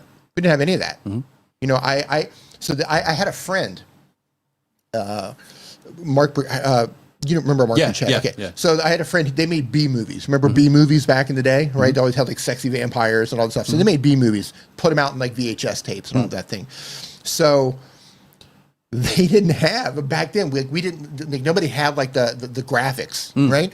So what they did is they act for their logo, Jeff and Mark, for their company logo, they had this cool thing where the light shines through it, kind of like an HBO intro or something like that. They actually cut this thing out in a piece of wood, from a piece of wood. Old school, blackened out their garage, went in there at nighttime, even with it blacked out, and put this light on rails that they built, and then set up the camera and move the light through the cutout in the board to actually get the light to come through and create the logo. Love it. Right? But back, like, and that's what you had to do. But that's what you had to do. You talk about frustrating. Right, you would go to the library or go to the bookstore and you would buy books on how to do these things. So, you know, I don't care where my point being that everybody's frustrated along the way. You have to go through it, but YouTube is amazing. TikTok is amazing. You can learn this stuff. People are there to teach you. You can do it. And just like anything else, YouTube's a learning curve. Yeah. Right. Yeah. It's not complicated, but it is hard, and you have to go through it. You have to tackle the obstacle, no matter how frustrating it is. And you're gonna feel like giving up, and sometimes you will give up, but then you got to get back up and do it again. That's and then again, and then again, and again, and again, and again, and again. Yep. So next up, we've got JB Deshawn. They upload every other day. They do movie reactions, and they. Question is, I recently hit 1,000 subscribers. Nice work. Congratulations. Way to go. Says, and I'm trying to get my long form videos to get more views. My shorts are doing really well. I've been working on thumbnails and titles. I know YouTube is a long game. Can you take a look at my thumbnails and titles and see if they're good, or if you have other advice for me? So yeah, so in terms of that crossover from shorts to long form, just remember that you're playing, different things there, different games. So with short form content, you're capturing their attention as soon as it slides up in their feed. They're not making a choice to click on it. So because of that, one, you got to learn how to make, content they respond to for longer periods of time with long form. But you also have to learn the packaging side of things, which, you're asking this question to kind of help with that. So I'm going to pull your channel up here real quick, and we're going to see what it is that you got going on. While you're pulling that up, Roberto nails this. This is a lot of people have the problem that they're trying to make art instead of content. Graphic designers have the same problem. Yeah, I also want to say this, Bernadette, and to everyone out there who might be struggling on YouTube specifically, don't be afraid to experiment with YouTube Shorts. Don't be afraid to experiment with Instagram or Facebook Reels. Don't be afraid to experiment with TikTok or any other platform out there where you have your phone, you open up your phone, and just say what you need to say and publish it. Don't be afraid to experiment with that. Don't think that making long form video is the only way. It might be the best way for you, but don't be afraid to experiment and try YouTube Shorts, try TikTok, try Instagram Reels, try just your phone. Forget the cameras. I resonate so well with people who are they're outside, they're going for a walk, they're in their garage, they're sitting in their car, and they just grab their phone and they're just like talking about whatever that's important to them. It's there's an authenticity to that. There is. That you can't beat that authenticity. And we talked earlier a lot about AI. And I think that's the sort of thing that's, for now, separating us between, from the machines. From the machines, right? This tsunami of AI content that's coming in. There's something about being a human that AI will probably get there, but it's going to be a while. At least 3 months. No, I think it's going to be a couple of years before AI is going to get to the point where it just nails that human authenticity and feels the anger or the emotion that the human has when they're having a breakdown in their car or sharing something that they're excited about. My opinion, anyway. And really quick, Middle Finger Music says, what platforms have worked best for you bring in viewers to your YouTube channel? YouTube. YouTube is the best for bringing viewers into your YouTube channel. Yeah. So depending on the type of content that you make, you can use like Reddit and places like that. But really, if you learn how to get a response on YouTube, then you're not going to have to worry about sharing your stuff because other people will share your stuff depending on what it is. Other people will share your content, and YouTube's recommendation system or search will take care of the rest. So learn how to do it on YouTube. Yeah. So back on Deshaun here. Deshaun's probably like, hey, you guys are just going to completely ghost me here after like saying you're going to pull up my channel. So the question here on this was that taking a look at their thumbnails and titles to see if they're good or if we have any other advice. So really quick, just something I want to bring to your attention, and this is a little nuanced thing that's easy to overlook. But right here in all of your thumbnails, you are the thing here that is popping out the most. If you're trying to connect with people that are interested in Stranger Things, make sure that Stranger Things imagery is the thing that pops out the most. Once if you had millions and millions and millions of views on your channel, you had tens of thousands or hundreds of thousands of subscribers and things like that, and they were all just like avid viewers to where like they loved watching it just because it was you, then in that case leveraging this right here is it can work. But if you're trying to bring in as many new viewers as possible, focus on the thing that they care about.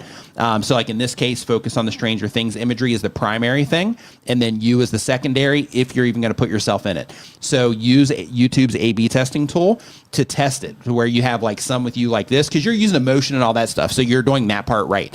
But just the focus is off, right? Because you're like the brightest, thing in here, and biggest too in terms of like head size and stuff like that compared to some of these other images. This one's a little bit bigger, but yeah, try to focus on the imagery that's going to help connect with the thing that the viewer cares about. So here, Stranger Things episode 6 reaction. And the Stranger Things logo is like almost impossible to read, and the character is also small to read. And if you are to look at that at like a suggested video size, like down here, then you're not going to be able to see that character. You're not going to be able to see that logo if you look right down here at the bottom. And because of that, from suggested, it also makes it really hard to pull people in on this. So if instead you were to crop this out and make this person, as big as you right here, and you put the focus on them, then in that case, and you had the logo to where it's clear and easier to read, take off this episode 6 because that creates a little bit of a barrier. It is about the episode, which is fine, but you don't need to put that here. Just focus on, the imagery of the things that will help people that are interested in Stranger Things identify this is about Stranger Things, and make them big enough to where they look good at a small size also. Can I just say that I can't believe did anybody even remember Stranger Things? Like, they have a whole new season getting ready to come out. Yeah, I know. I'm so excited. Are you? Oh, yeah. I just feel like it's God, it was so good. I loved it. I just feel like it's over. Really? I think they waited too long. Oh, yeah. Possibly. Like, how are you going to pull? They're all adults Wednesday now. was kind of like that too. Yeah, with Wednesday, because Wednesday was good, and then there was just like they did get it out relatively quick, but it was kind of like you just felt like you moved on, and then they had the other one. It's kind of like I'm not like super excited. I'll watch it, but I'm not excited about it. Yeah, like, I don't even remember. I'm going to have to go back and watch. Maybe that's the goal. Maybe that's the goal. Yeah, go back and watch. Yeah, I don't know. Yeah, not very. They're adults now, grown up. Right. So, hey, a couple things really quick, just in case, you didn't get the message like earlier in the stream, in case you just got here. So Dee and I are putting out a course soon. We are trying to get it out by December 1st, at least for the initial version of it.